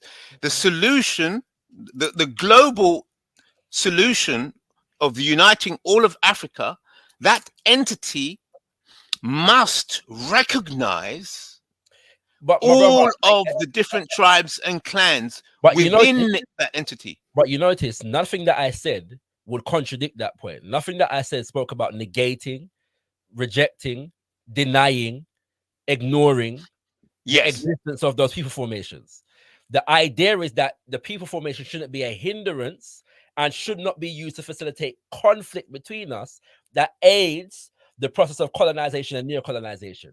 So we have to transcend those limitations in order to form greater organization. That is the point. Right. If we study again, because I know I'm not just talking, we can, all of the people that I mentioned didn't deny people's heritage, didn't deny unique people group formation, development, culture, language, and so on and so forth. It sought to unify across.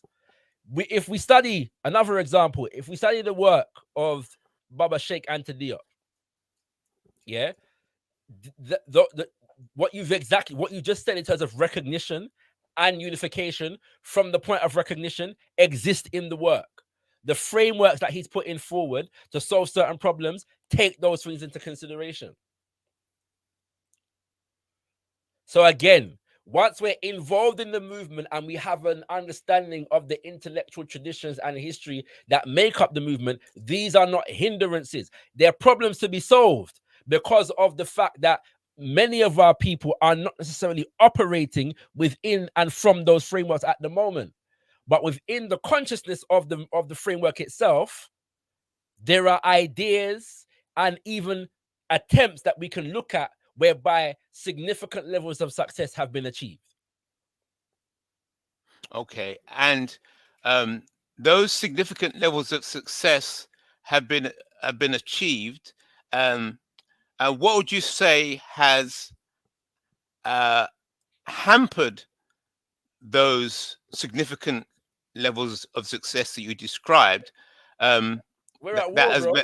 may have sabotaged. We're at war. Yeah. So we. Of course. Yeah. So we've won. So this is war room talk. 100%. We've won some battles and we've lost some battles. Right. We've won some battles. Right. We've made some mistakes. Yeah. And not been able to recover from those mistakes, partly because we've lost some battles along the way. So we've lost some of the power that we may have had to be able to correct some of the mistakes that we've made. It's been a long journey. Yeah. And so that's the reality of the situation. Yeah. It's a protracted. Okay, so watch this. Right. So going back now to the situation, the balance we talked about, your political disagreement with Esther Stanford Jose and her strategy to work with Extinction Rebellion, and your disagreement with that. It's not my disagreement with Sister Esther. We have. I mean, her representing the ideology. I mean, this political strategy. Her I'm not organization personal. has done certain things that mine wouldn't. Yeah, and would have a maybe a principled or a strategic disagreement with. So what you just said there is that Esther Stanford's Jose's strategy has enabled her to do things that maybe your strategy would not have been able to do. Is that what you're saying? Being able to, you could possibly put it that way. Let's just say that there are certain things that she may do that I may not do, or that we may not do. Yeah, I know, but there are certain things that we may do that she may not do, and her organizations may not do. Yeah, that's the nature of the thing. All right. At the same time, it doesn't stop me from recognizing the worth of the work that she and her organizations are doing. Does that make sense? Yeah. That is the most important thing. There is value in the work. Yeah. And whether or not, right. And whether or not I agree or disagree with a strategy is in many ways, not always, but in many ways, secondary to whatever critiques I have. Because we're always going to have critiques. I'm going to have critiques of others. Others are going to have critiques of me. Yeah. But if there's a basic line of intentionality and focus, then we can achieve certain goals. Yeah. And we will sharpen each other along the way, and our children will inherit that and correct our mistakes along the way also. That's right. So just like when they're standing over the table in the war room, yeah, they have a certain amount of resources, yeah, taxpayers' money coming in, right? And then when they're standing in that war room, they're saying, okay, the army will start saying, look, we need more resources to win this war. We need more. You should some more resources should be put our way. The Navy will be saying, oh, no, because we saw what you did. You failed here. You succeeded there, but you failed here. So we need more resources. Yeah. So the Air Force will say we need more resources. Yeah. And then you've got the Navy. And the balance of those things will be worked out in the process of the organizing. I can't give you what's the word? An invoice or an accounting of what the army and the Navy is gonna get on gotkushTV. And even if we were talking literally, it wouldn't be appropriate to have that conversation live on the internet, right? At the same time, that's another situation. That statement you made there, it would not be appropriate. Now that is a very popular position. So here's my opposition to that. I'm saying that the strategy that will be effective in countering the system of white supremacy will be open. It'll be said just like this. There's no secret corner. No. It has to be open. The white supremacists have got to see you doing it, and then they have to go along because of the quality of the thing. You can't hide around the corner. The true idea, the true solution is there's a level to which you're correct, which is why we have a media platform, so we can put out these ideas. And test them. it doesn't mean every conversation is appropriate to have live on the internet. Yeah, the ideas must be spread, they must be popularized, and so on and so forth. But just like when me and my woman have a conversation about where we are gonna buy for dinner, yeah, you know what I'm saying, on a weekly, when I jump on gotkushTV for have the conversation, every conversation when we have a disagreement, yeah, when I have a jump on gotkushTV for flesh it out, you know what I'm saying? You know, that's personal business, yeah. Okay, you know so watch this then. Okay, so now, watch this. now hold on. Now there may be some worth, and there may be a time where it's appropriate to say, you know what, for the sake of an example for our community, me and my woman had a disagreement about something, and this is how we resolved it. Maybe we're counseling the younger generation in terms of how to resolve differences in a relationship. That would be appropriate, right? So there are appropriate conversations to have, and there are appropriate ways to have conversations about certain things. You know Yes. Okay, but to use your very illustration, the children are always watching. So you're saying, oh, well, once we found a solution, then we're going to go and present it to the children. No, it has to be live. It has to be live, but it has to be fully functional. So what I'm saying, let me show you. So in the same way, they have the House of Commons and the House of Lords. Yes. And the cameras are there. 100%. So an equivalent. Yeah. Equivalent has to happen, I'm just saying, within the so-called black community. But they also have MI5 and MI6, and we never see those people. Yes. And so continue. The point is that and even with the House of Lords and the House of Commons, every conversation where them have, them no put on camera. Before them come out, also Commons and also laws, a whole heap of conversation going behind the scenes them. Yeah. Yes. You see that in the last 2 years, we've had four prime minister. Yeah. The processes that facilitated those changes, yeah, happened mostly out of vision, out of sight of the public. I agree. The public saw the outcome of those private conversations. I just saw the tingo. Yeah. Yes. Right. So I'm saying that if we're talking if we're using a war analogy, yeah, which is what we're doing now. Nobody, no general, no field marshal broadcast war and the plans them live in front of the news before him got to war. That not make sense. Yeah. You know what I'm saying? You know, I just say it go. So there are certain things you put up. Now, every army has its propaganda. Yes. And there are some who say that war is, generally speaking, even more percentage propaganda than it is military. So there's no doubt about that, but we have to be strategic and careful. Let me just put out the call again one more time. So last time I'm going to pull it out. Family, we're live on gotkushTV. This is ZIVANAYI, our weekly show where it's just open house. You can get to know. And IC3 has had a large bite of the apple today because I'm sure he's enjoyed it. Yeah. You know what I'm saying? So feel free. Yeah, I'm going to share the link one more time, and Uno can come through. If Uno want to come through, it's open house. So you can join the conversation that we're having or raise your own points of conversation. As I said earlier, when I opened, I was speaking about something that I did not know about until this week, which was the fact that water companies in England have been pumping significant levels of raw sewage into ocean and streams, and rivers in this country, and it is affecting ecology and health and people's access to beaches and so on and seasides and so on and so forth in the UK. And so I brought that up because I didn't know about it before, and two, it's an issue that I don't think disproportionately affects the black community, but then I'm looking at it in its international context. And if that's how they will allow water companies to behave in England, how do you expect them to allow mining companies and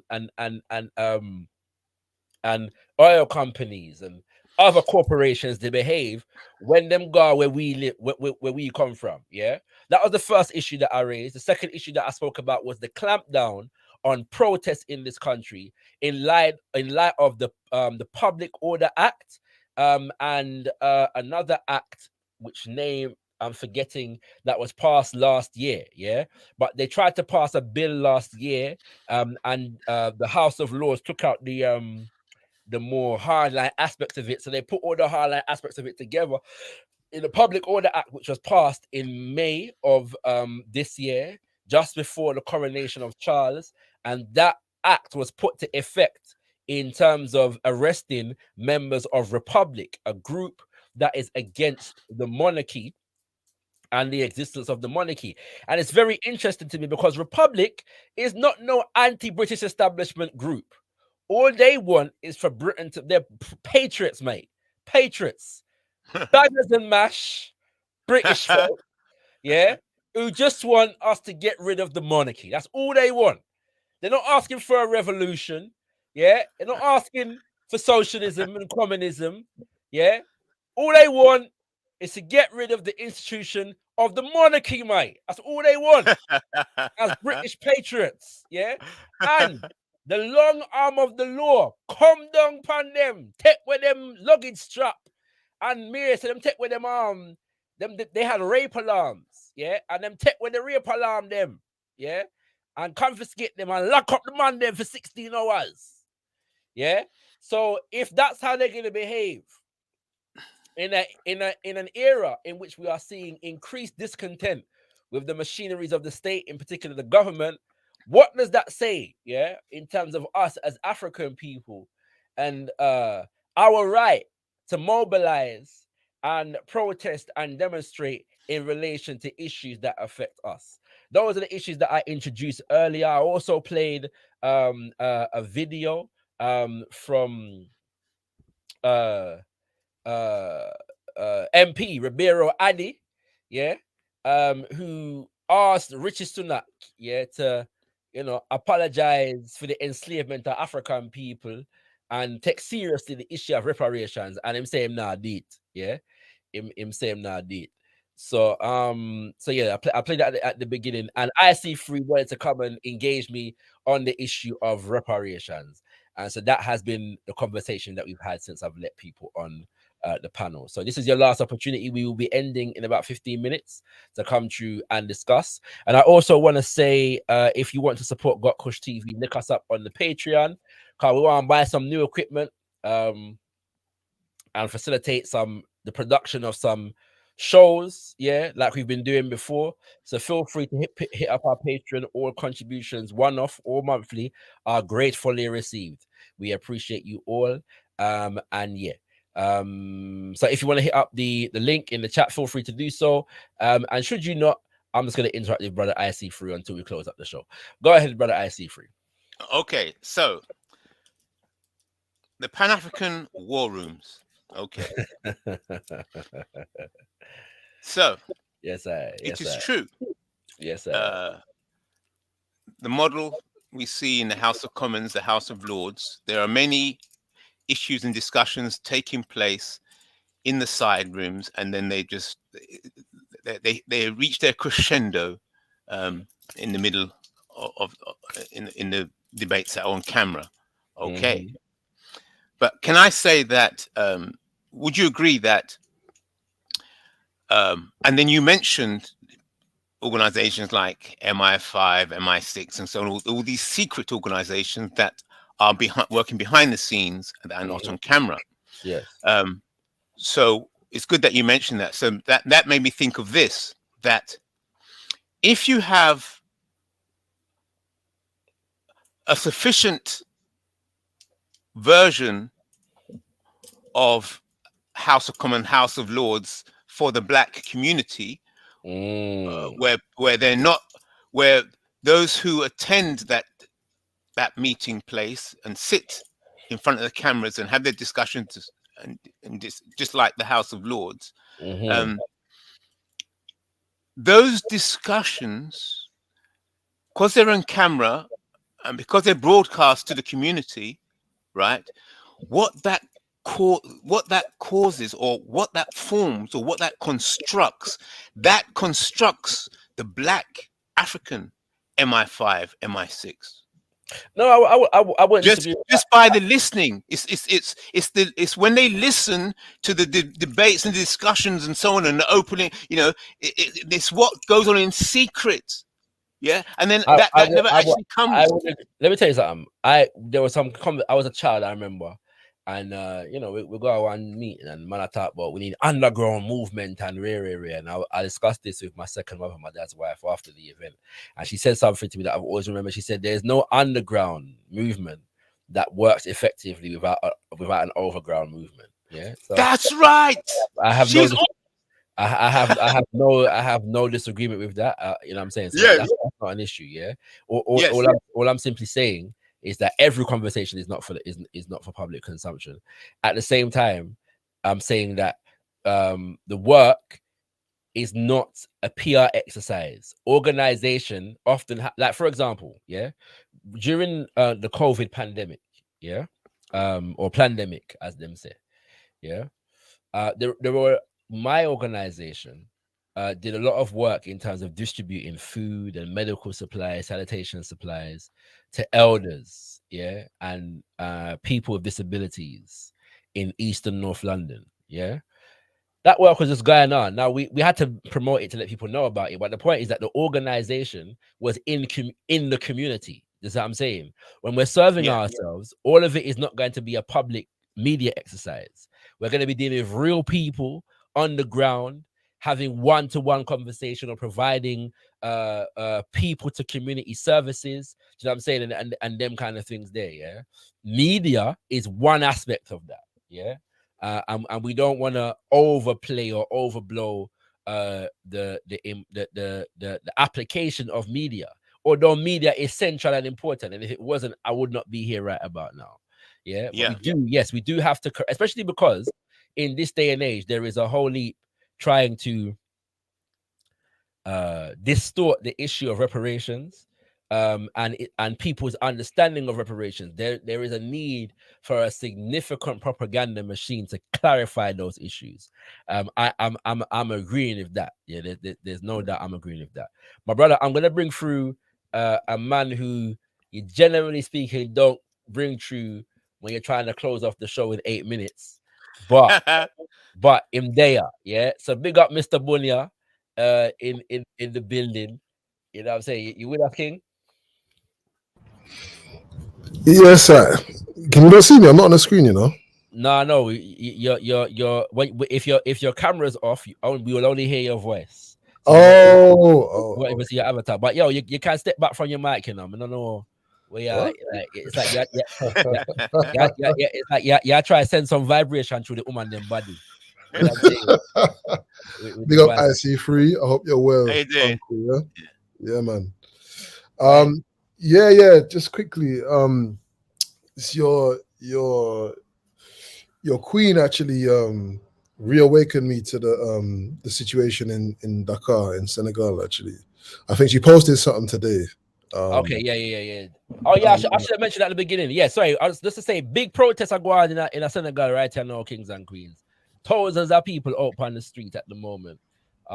In relation and try to get rid of Macky Sall, who is the current president of Senegal. Go ahead. Yeah, man. So I can't lie. I haven't been tuned into what's happening in Senegal too well. I did ask brother Mike this afternoon, so he's gonna give me a rundown. Right. I've been reading a few articles in the French press, so I don't know what's true and what's not. Yes, but there's two protests going on at the moment.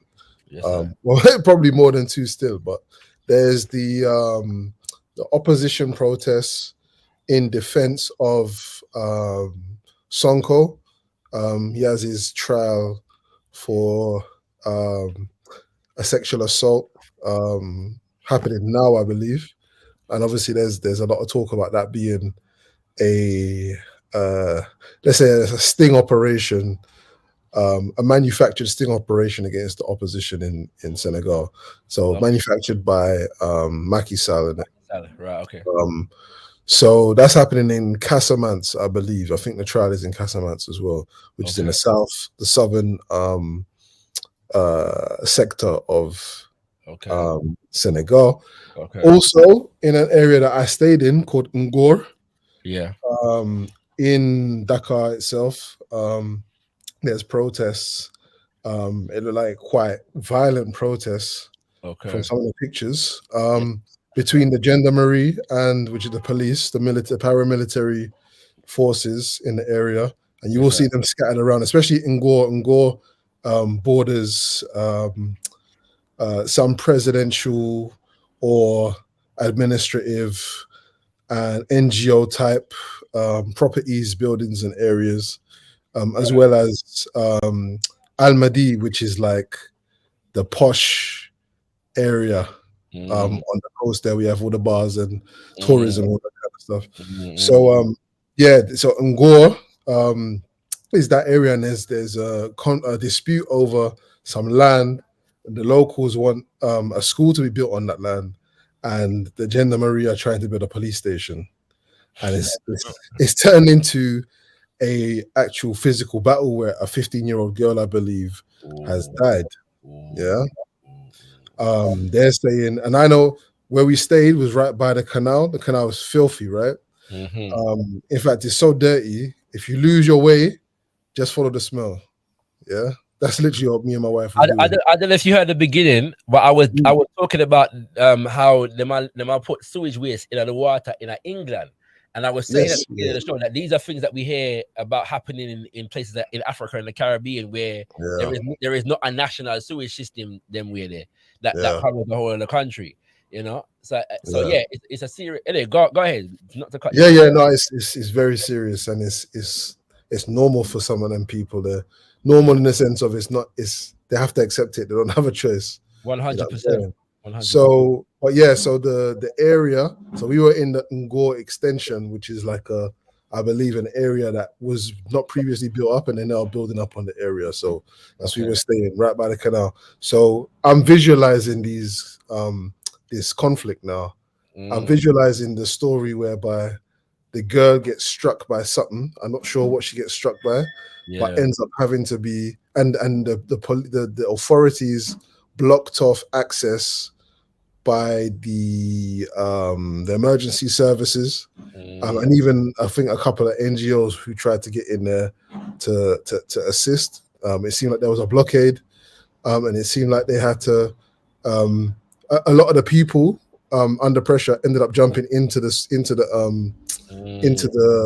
canal, the dirty canal, where some of them could swim in that, and then they ended up having to actually canoe the girl to safety via that canal as well. I don't know what's going on down there. That's crazy. So with all of going through, so even if the lick never kill her, all of that trying to get her out and the dirty water and everything would have contributed to man, that would have catch her still. That's man, it's bad. Like I said, I'm gonna get a more in-depth understanding from my brother out there. Do you know what? So these are issues that I'm coming to start trying to address properly on gotkushTV in many ways. Yeah, I'm gonna have trying to develop a dedicated news show whereby we can look at critical news around the African diaspora. Yeah, but obviously that requires a team. You know what I'm saying, that is dedicated to observing the news and providing analysis. That will develop soon. And every now and then on this particular show, I'm gonna read like articles like I did earlier today on these issues. But thank you for bringing some for raising the issue one and bringing some information in relation to what's actually happening. One of the most difficult things that there is to do, you know, in this world as a Pan-Africanist is to stay in tune with Wagwan in the black world. And at the moment there are so many things happening. When you talk about Sudan, you talk about Ethiopia and Eritrea, you know, Namibia, things are going, Congo, things always are going, Haiti, things always are going, things are going in Suriname, you know what I mean, Venezuela, you know, like too much, man. It's a lot of things to stay focused on, and a lot of things to stay in tune with, right? And so this is why, coming back to my conversation with IC3, why media is important, because organizations are able to develop institutions to have a purview on all of these things, And ironically, this is how BBC World Service developed. You know, Right, right. it's a colonial institution, right? They wanted eyes and ears everywhere in their Yes. empire. You Yeah, see, that's real organization. I'm not gonna lie. it is Aya, you know, it is. Well, okay. Listen, one thing the system is, you know, is organized. You know what I see? Yeah, you have to respect the thing. Yeah. One thing I just wanted to add to the story is that the people. So if you're good, if you like geography and you're familiar with the with Dakar, right, or Senegambia, that region is the westernmost point of the continent, and the people in conflict are largely known as the Lebu. Lebu. Yeah. The Lebu. Yeah, the Lebu are essentially part of the Cape Verde Peninsula, basically. Yeah. So the people them in Cape Verde are the people them on the west coast of the of the westernmost city on the African continent, which is Dakar. Right. Let me tell you They're this, bro. slaves, weren't they? Maybe I'm a holler at Mike as well. And if he's available to come through and he knows anybody that can speak to Wagwan in Senegal, we'll dedicate a show to it. Yeah. Yeah, I'll speak to him tomorrow, hopefully. We'll dedicate a show to it. And we have translator if you want translator for everybody. Yeah, that can go on, yeah. Because but for those who may not be aware, Senegal is mostly the languages in Senegal are like Wolof, yeah, first and foremost. What are the other languages in Senegal? African languages. In Senegal, yeah. Mandinka. Mandinka, yeah. I think those are the two biggest ones. And there are some others, yeah. Fair enough. Serer would be a language in Senegal. Yeah, but it's losing me at the moment. But the official language is French. Yeah, the official language is French. The language of instruction and government, and so on and so forth, is French. Yeah, and so we are attempting through our organizations, Black Star Action Network International, etc., UNIA, ACO, etc., and gotkushTV to cross the language barrier as much as possible. Yeah. So at some point in the future, we may have some programming that is carried in Kiswahili, or is carried in Wolof, or is carried in French. Yeah. You know, and or features translations from and into those languages for the sake of connecting, as we were discussing before, our diaspora. Yeah, brilliant. One of the key elements that we have to do is cross the language barrier, and at the moment, I'm focused on the English and French language barrier, partly because I feel like that's just a easier place to start in terms of the number of Africans from the continent, from French-speaking, English-speaking nations. The fact that Africans in the UK and Africans in France are the most populous African communities in Europe, yeah, and so on. That seems to be a good place to start as far as a media platform is concerned in crossing the colonial language barrier and defeating it. Yeah, so sorry, the official point. So it would be beautiful to get the brothers on and sisters on from Senegal to speak to the issue and break it down. I may even, because I learned about the protest from Brother Kemi Seba's post on Insta. So we'll bring him on at some point too. And stay tuned, because the video from the event at which we hosted him is going to be out soon. I'm trying to release it on Africa Liberation Day, the 25th of May. So stay tuned for that. Blessings. Go ahead, IC3. Yeah, this issue on media news. Who is that guy? Is it Wadu Umair, who's the most popular YouTuber? He was living in China. Wademaya. That's it. That's right. So, he's not really a news guy though. Although he's a travel guy. So he'll travel around Africa and just video blog his travels. Yeah. In doing so, it may come up as he may deal with some issues here and there, but it's a different It's a model. different lane. Yeah, it's a different lane that he's in. A valuable lane in a lot of ways. People have some criticisms of it. I do in some ways, but it's a valuable lane. But it's not the same thing that I'm talking about. Okay. Yeah. What's different? Can Although I say this? I do want, and we were trying to develop some like more Pan-African kind of travel vlog show. Yeah, that would be beautiful. Yeah, like people who are traveling with a particular political, cultural, economic orientation, more than just I'm a tourist in a country. You know what I'm saying? Not to say that that's what Wadimaya does. I'm saying a lot of people do that. Yeah, Wadimaya does have he is trying to make the Africa smaller in terms of connecting people, yeah, via traveling around the continent. He's doing that, right? But what I'm talking about at the moment is more news and news analysis programming, yeah, that is able to dissect issues that are taking place in various different areas of the African diaspora and provide information and analysis on those issues. okay, so like the what brother was just sharing just now. So I didn't know. So there's a place in Africa, Yes. and there's contention between whether to build a police station or to build a school. Yes. The two groups clashed on that particular issue. Yes. As a result of that clash, one of the children fell into a polluted river. Yes. No, she was hitting No. her head.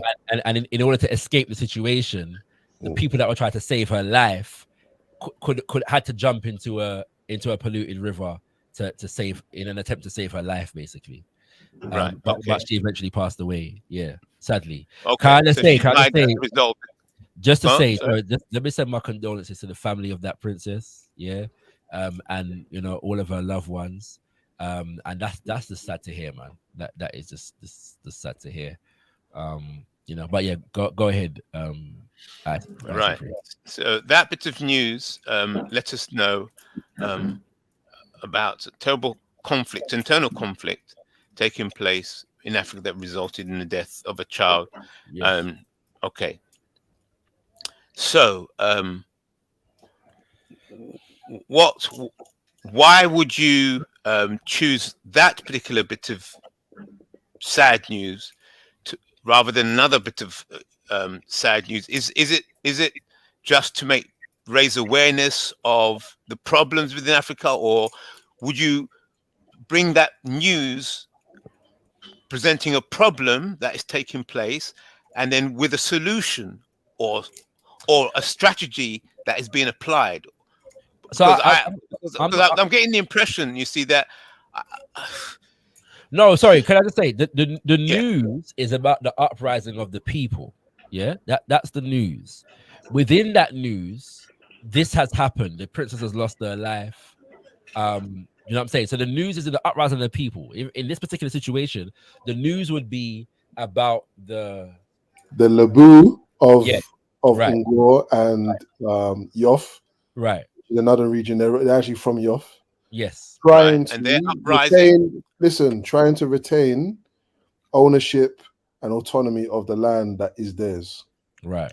Right. Yeah. Just what I'm saying. So that would be the news. Now, right. And then now there's analysis on the political implications of this within a Pan-African context and so on and so forth. Yeah.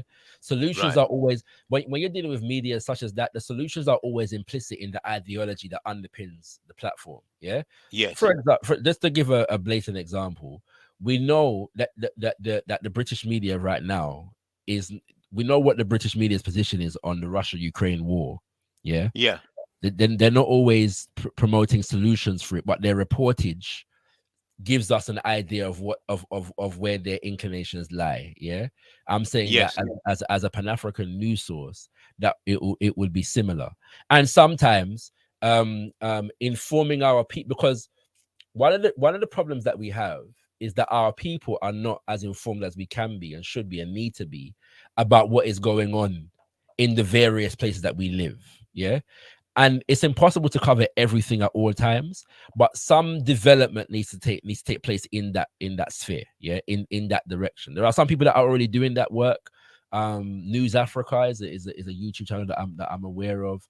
People like Dr. Mumbi were doing that work for a while before she started to focus on more spiritual matters, but she's still doing that work in some way, shape, or form. PLO Oh yeah, Lumumba, I remember her. Pan-African Daily TV, yeah. Do you know what I'm saying? You know, so there are people that are doing that work in various different ways. We just need to do more of it and to popularize it even more. Yeah. So, for example, issues like what's going on, what's happening in cockpit country in Jamaica, or what's happening with the uprisings in Haiti. Do you know what I'm saying?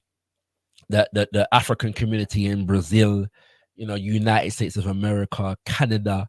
Yeah. You know what I'm saying? These are issues that and you know, things that are happening that people need to know about. Yeah.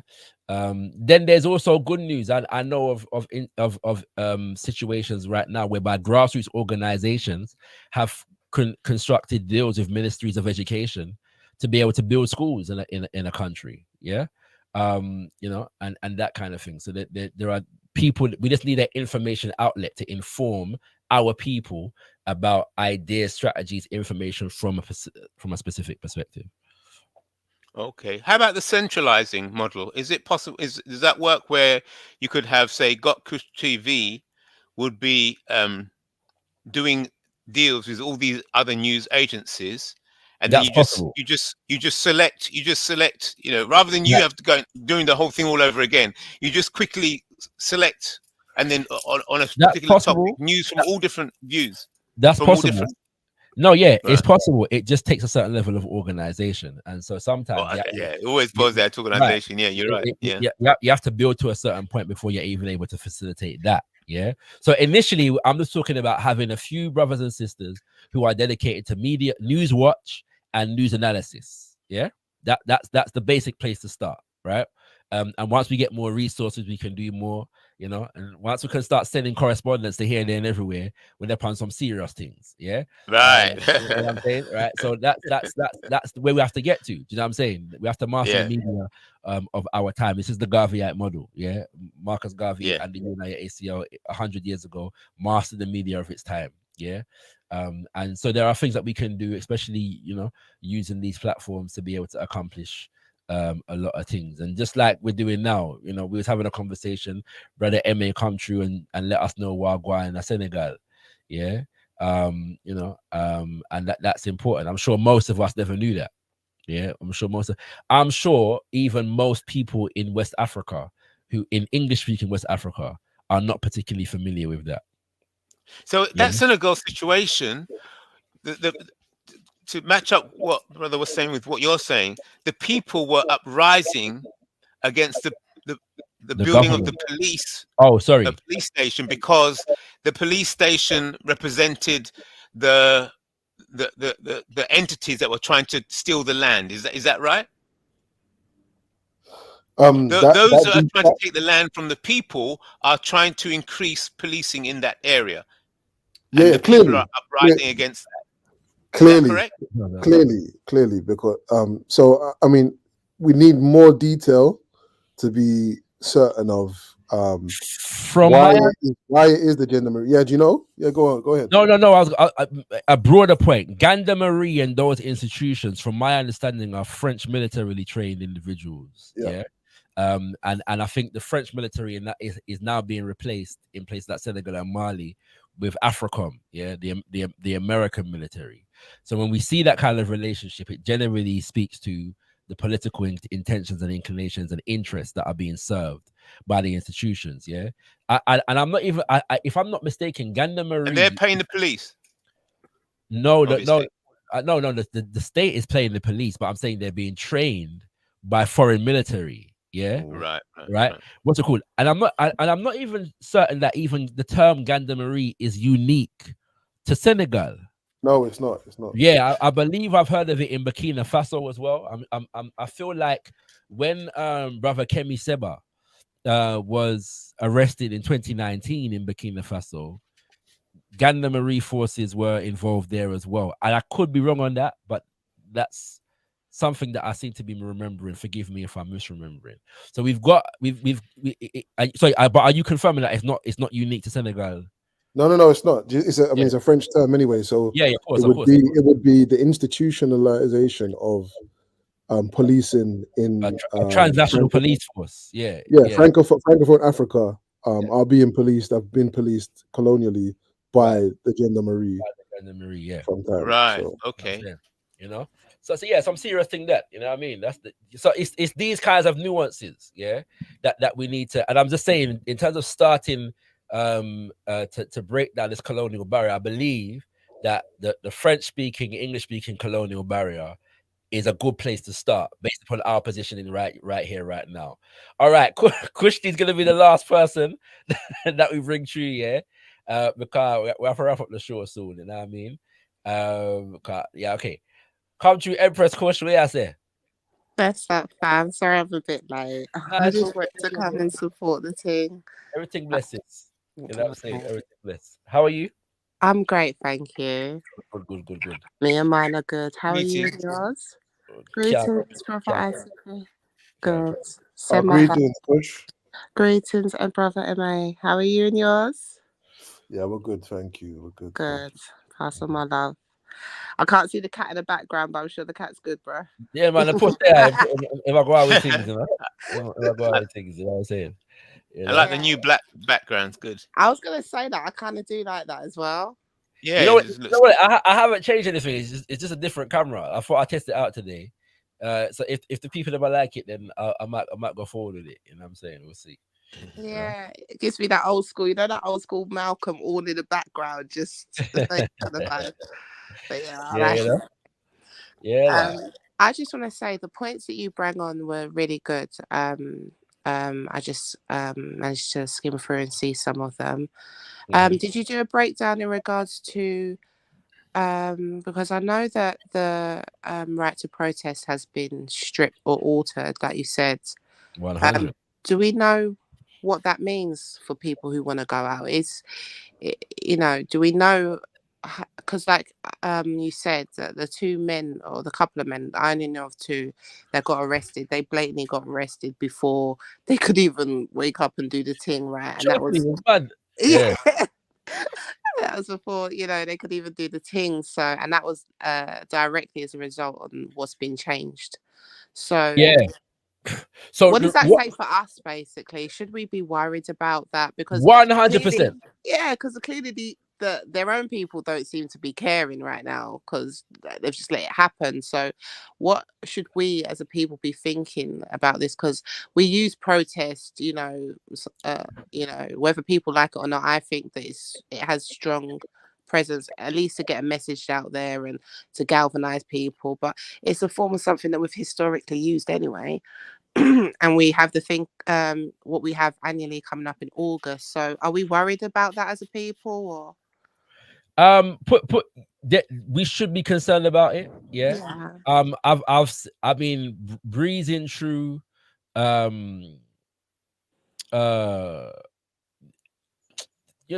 talk radios, and it's a significant issue for the British public at the moment. Okay.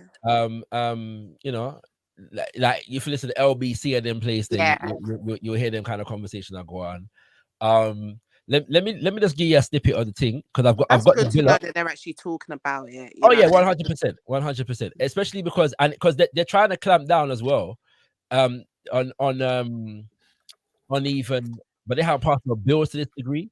But if you listen to like Prime Minister's questions and them kind of things, then you'll see and hear the rhetoric in terms of clamping down on strike action from the different union them.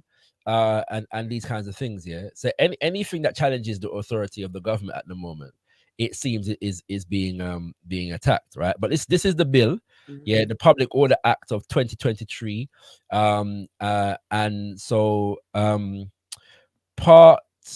So as you can see, an act, this is a long title here, an act to make provision for new offences relating to public order, to make provisions about stop and search powers, to make provisions about the exercise of police functions related to the public order, to make provisions about proceedings by the Secretary of State relating to protest related activities to make provision about serious disruption prevention orders and for connected purposes, be it enacted by the King's most excellent majesty, by and with the advice of consent of the Lords spiritual and temporal and commons in this present parliament assembled. This is, it's good to read these words sometimes, you know, yeah. You know what I'm saying? It gives you an oversight of the thing. And by the authority of the same as follows. Part 1, public order. Offenses related to locking. So this is what I couldn't remember the terminology of earlier, yeah? Offense of locking on. 1, a person commits an offense if A, they attach themselves to another person, to an object or to land. Wow. 2, attach a person to another person, to an object or to land. Or 3, attach an object to another object or to land. Wait, hold on. What? So basically, if you attach yourself to your brethren, So if yeah, I was going to say, so if I just lock hold say, hands, we shall not be moved. what's the problem? That's an offense, arrestable offense. But that's a British institution right there, boy. And they just- All right, I know what we have to. Yeah, this is the home of democracy. Yes, Right. and imagine they can attach themselves to you though. And they start with Innit? with handcuffs. What's going on? This is democracy and human rights and rare, yeah. B, that act causes or is capable of causing serious disruption to 1, 2 or more individuals, or 2, an organization in a place other than a dwelling, and C, they intend to act to have a consequence mentioned in paragraph B, or are reckless as to whether it will have such consequences.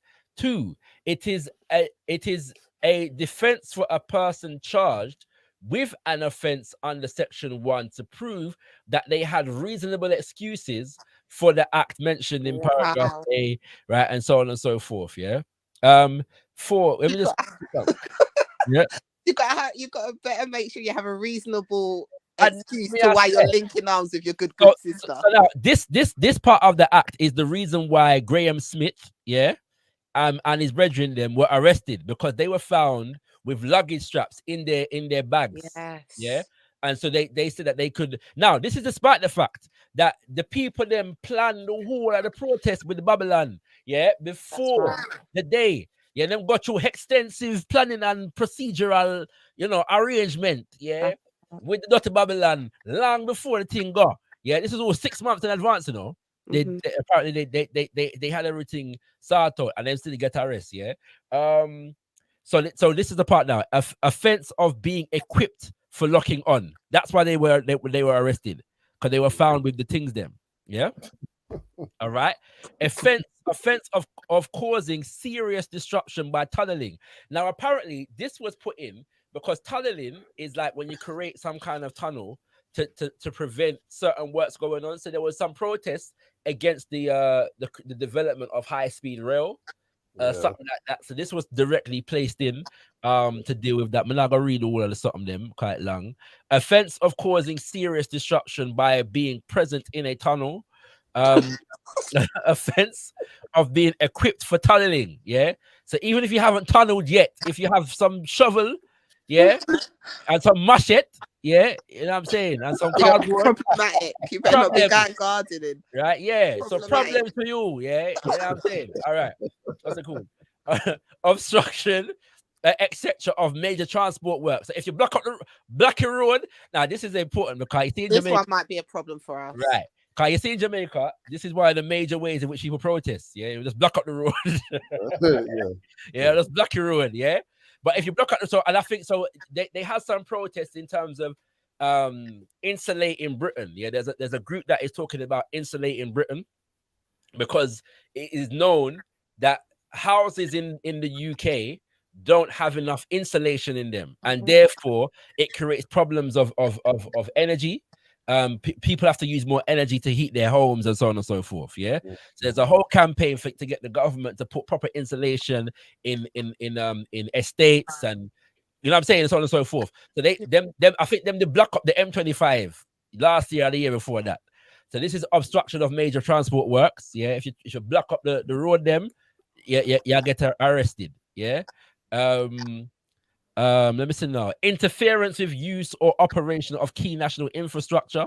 Yeah, again, that's roads, trains. You know, Well, there's a lot of sections to that one thing about right, obstructing as well, isn't there? right, the road. Yeah. Now this one, and I need clarity on this. But when they say national infrastructure, I'm wondering if they include, for example, the sewage system. Yeah.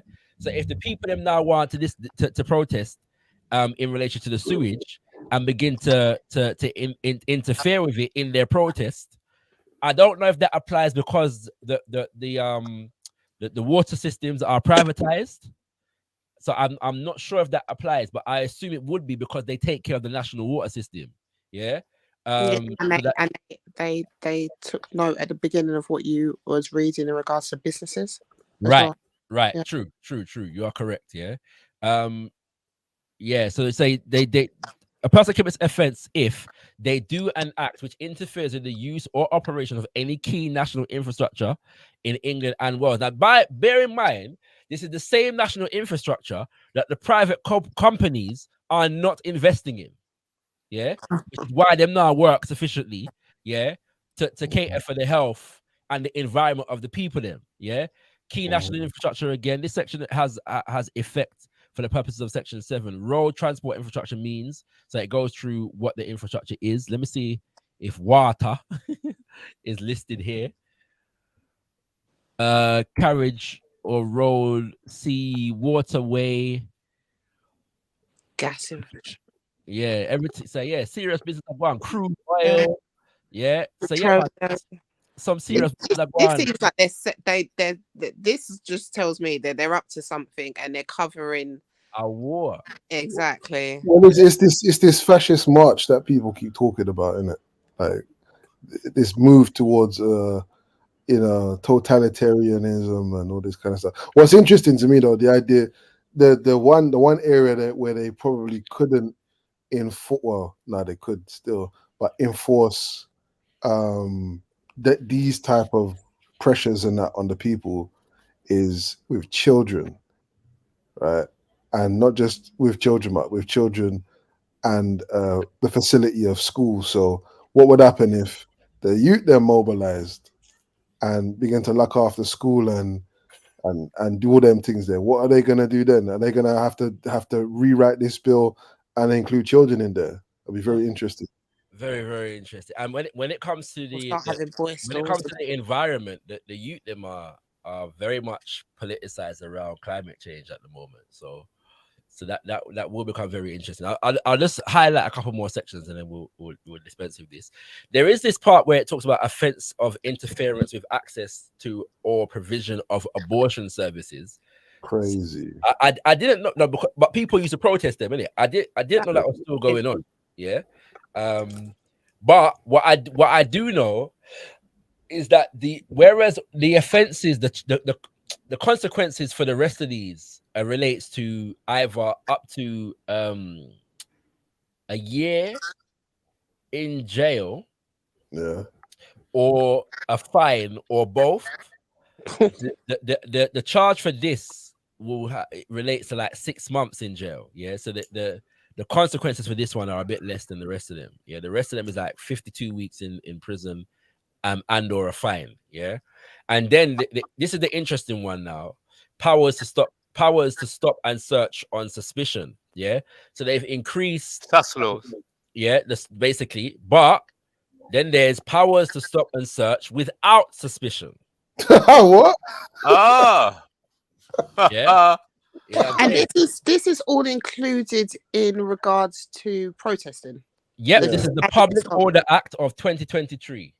Okay. Wait, please read this 11.1. Yeah, this is serious. This section applies if a police officer of or above the rank of inspector reasonably believes that any of the following offences may be committed in any locality within the officer's police area.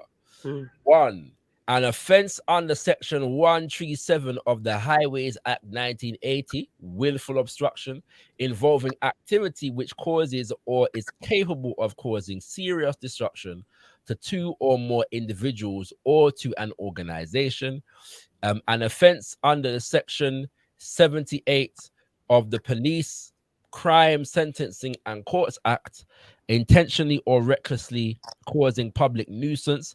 And so it sounds like 1 second, that any of the following offenses may be committed in any locality. Oh, so this says that basically the police can stop and search if they believe that any of these offenses may be committed. Yeah. That's how they got, I think that's also how they got those guys before, because you can see underneath there they've covered themselves and they're saying including any of the things that we've listed under Section 1, 3, 4, 6. The difference is though that powers of stop and search on suspicion relate to suspicion for people. This one is related to the area. Yeah, so that any of the following offenses may be committed in any locality within the officer's police area. So if they suspect that something are going on in them area, them can stop and search anybody, whether they're suspected of being a part of the protest or not, in the area. That's what it sounds like you're saying. Yeah. So some serious business are going on. In short, yeah. Serious thing are going on. Road, yeah.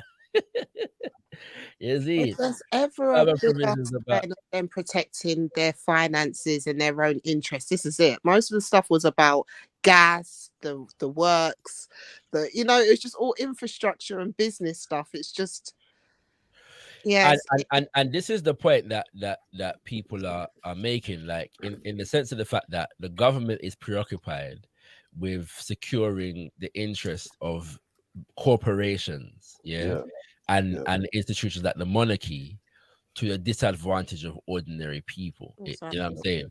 And so that scenario creates conditions for more protests. Yeah, exactly. And this is all about making civil disobedience a criminal offense. That's a go on right here now. Yeah. So civil disobedience, which has been a protesting tactic for eons, is now a criminal offense in the UK. Do you think they'll try and revive the idea of moving the carnival back, moving the carnival to Hyde Park? Yeah, that comes up every year. And last I heard, that sounds imminent, like it's like a guan. Based on what you've written there, it sounds like that's interesting, because really, carnival in a portion of carnival is protest, isn't it? Really and truly. Not anymore, but yeah, it should be. Oh, yeah, exactly. By the way, on another note, the major issue that we need to be protesting at carnival this year is the price of planting. Lord of God. Yes. Yeah, I agree. What is going on? Planting £2.50 for tree and all them something there. What? No. The missus was complaining the other day. Miss Seminar lie. Yeah. People are it's hit all kind of social media. People are complaining about. I've seen the images myself. Blood, where are you buying planting? £2.50 for tree planting and them blow over there. But this is what I feel like some people have got spots and they're not telling people, because I'm getting teethed as well. So if you know the plug of MA, at the very least, at the very most, I'm paying £1 for 2. Oh no, I'm not. Yeah. Yes. Where are you buying? £1 for 2 across the road. It used to be £1 for 3, isn't it? That's what I'm saying. The thing gone up. Inflation to reggae. Yeah. And this is why we need gotkushTV, so we can advertise where to get planting at reasonable prices. Oh, come on. You know what I'm saying? Definitely buy a black-owned business. That we say. That we say. You know what I'm saying? Yeah. So we need some planting importation connection for go on right here now. Yeah. You know what I'm saying? Immediately. Immediately. Yeah. before the planting started. Yeah. A crisis gets people saying, organized. crisis. Hold on. When you see when ganja shortage lick the hood, yeah, it's serious business. We can't handle planting shortage. Yeah, They don't want that. They don't want that kind of smoke. the black community will not survive planting shortage. Yeah, me. Crisis. Right? No. And the good thing about planting, this is the power of planting. Planting is one issue that unites us across the diaspora. Yeah, everybody, right? Africans from the continent, the Caribbean, South and Central America, everybody eat planting. Yeah. And all Africans who don't eat plantain should be disqualified from the race. If they don't eat plantain, they eat plantain. Oh yeah. Even that. Yeah, man. No, for the purpose of this conversation, we can allow plantain and plantain. Yeah, we'll stop that debate for now. All right, we'll have to have some reform at some time. Right, you know what I'm saying. You know, we'll have a ceasefire on. We'll have a ceasefire on the plantain versus plantain debate. Yeah, that's for the sake of getting the price of it reduced for the greater good. That's right. Yeah. That's a serious. Just for the record, it's also known as Makemba, so we don't have to fight over the words. True. When it's prepared in Ghana, they call it kelewele or dodo in other places in West Africa. You know what I'm saying? So yeah, you know what I mean. So you know, that's a particular dish though, when it's actually prepared. Right. But please stop buying your plantain in Mayfair, yeah. That's I can't know why. Listen, that's you, bro. I only go Mayfair when I'm passing through. You know what I'm saying? Like, the most I know about Mayfair is the Monopoly board to reggae. You know what I'm saying? You know what I'm saying? I don't know about Mayfair them way there. You know what I'm saying? All right. You get me? But yeah, thank you lot for coming through. I'm gonna have to wrap up the show now still. Yeah, man. You know what I'm saying? But yeah, some important topics were discussed. Family, every week, yeah. At the moment it's on Tuesdays. You may move it to a Wednesday at some point, but at the moment it's on Tuesday evenings. In fact, we're gonna have to move it to a Tuesday at some point. For reasons that I won't disclose, but yeah, at the moment it's Tuesday evenings from 8 p.m. We're dealing with ZIVANAYI, which is an open house. Come through, liaise with us, talk to us. I'm gonna raise some topics. You can raise your own. I should also say that Friday, the 19th of May, is the birthday of Omawale Malcolm X, and so we have 2 pieces of programming releasing on that day in honor of Malcolm X. Yeah, and so tune in. Yeah, 12 p.m. and 8 p.m. respectively on Friday, the 19th of May for our Malcolm X Day tribute. As I said, on the 25th of May, it's African Liberation Day, and I'm still working out what we're going to do for that. But most likely, we will be releasing the content from the Pan-Africanity Tour featuring Kemi Seba, at which both MA and gotkushTV were at. Yeah, so you know what I'm saying? Yeah, it was a big event. You know, and stay tuned for more information about our Be Clean program as the Black Star Action Network International coming up in July. Do stay tuned for more information on that. Was you going to say something, Kushti? I just added on that it was powerful. Yeah, give thanks. Mr. IC, yeah man. Mr. IC3, give thanks. Yeah, give thanks for your insightful, probing conversation this evening. We appreciate you. You know what I'm saying? And no doubt you'll come through again. Mr. Bunya, give thanks for sharing the information. Yeah, on Senegal. Very, very important contribution. Glad we got some context on that and was able to bring that to the platform. So give thanks, King. You know what I'm saying? And make sure you tell your woman where you get the cheap planting from, because she sounds like she's interested. You know what I'm saying? All right. And give thanks to Sister gotkushTV, yeah. For probing us to get deeper into the Public Order Act of 2023. I'm gonna release everybody into the background now. Bless our IC3, yeah, give thanks. Yeah, all right? Okay, take care. Yes, family. So you don't know, say this is another ZIVANAYI. GotkushTV says she like this this particular camera. Look good looking on this camera, yeah. So I'm probably gonna use it from here on out. We'll see until we get some new camera. You know what I'm saying? Some HD and all them thing there. and a different system. I'm trying to revamp the system at some point, you know, but we have to invest in that. So stay tuned. And yeah, I'll see you next week for more ZIVANAYI. Let us get to know each other, kings and queens. Open house, feel free to come through, raise your own topics. Aya so nice. Tenda mwade, be thankful unto the mother, father, creative life force of the universe. Kudzai mudzimu mukuro. Give praises unto our great ancestors, Abibi Tumi, Abibi Fahodie, African liberation and African power for all African people. Ashe, ashe, ashe. Fire burn them dirty king, blaze up them dirty king, fire burn them king, send him disastrous, and time he fast with us, ancestors walk with us, fire burn them king.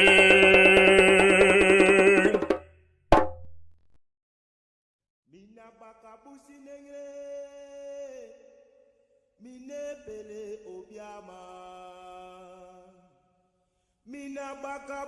nengre me fele sama. Mina bakabusi nengre mine pele obiama. Mina bakabusi nengre me fele sama. Mina bakabusi nengre mine pele obiama. Mina bakabusi nengre me fele sama. Mina bakabusi nengre mine pele obiama. Mina bakabusi nengre me fele sama. Mina bakabusi nengre mine pele obiama. Mina bakabusi nengre me fele sama. Mina bakabusi nengre mine pele obiama.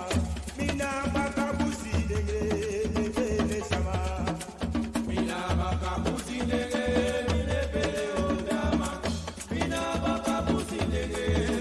me fele sama.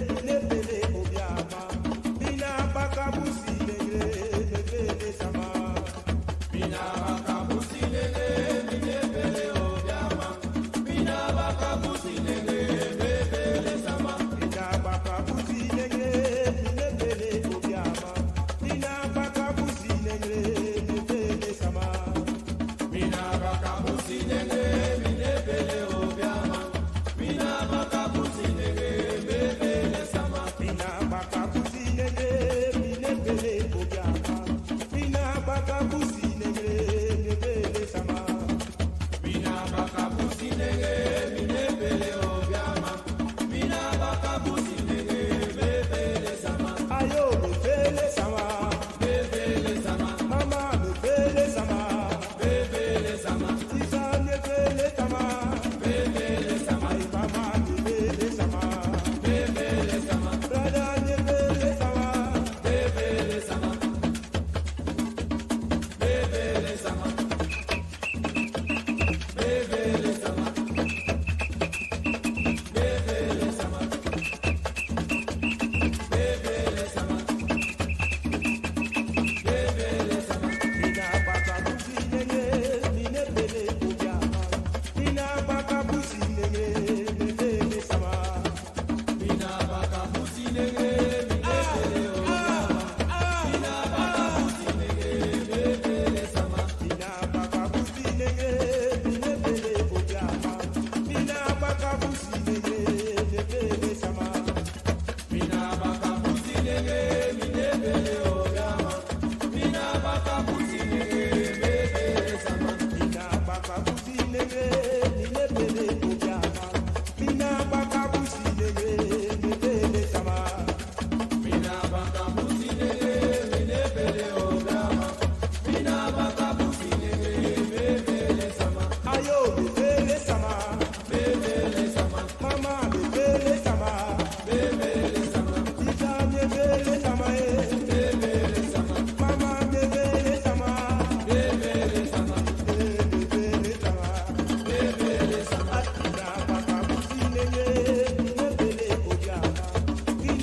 bakabuzi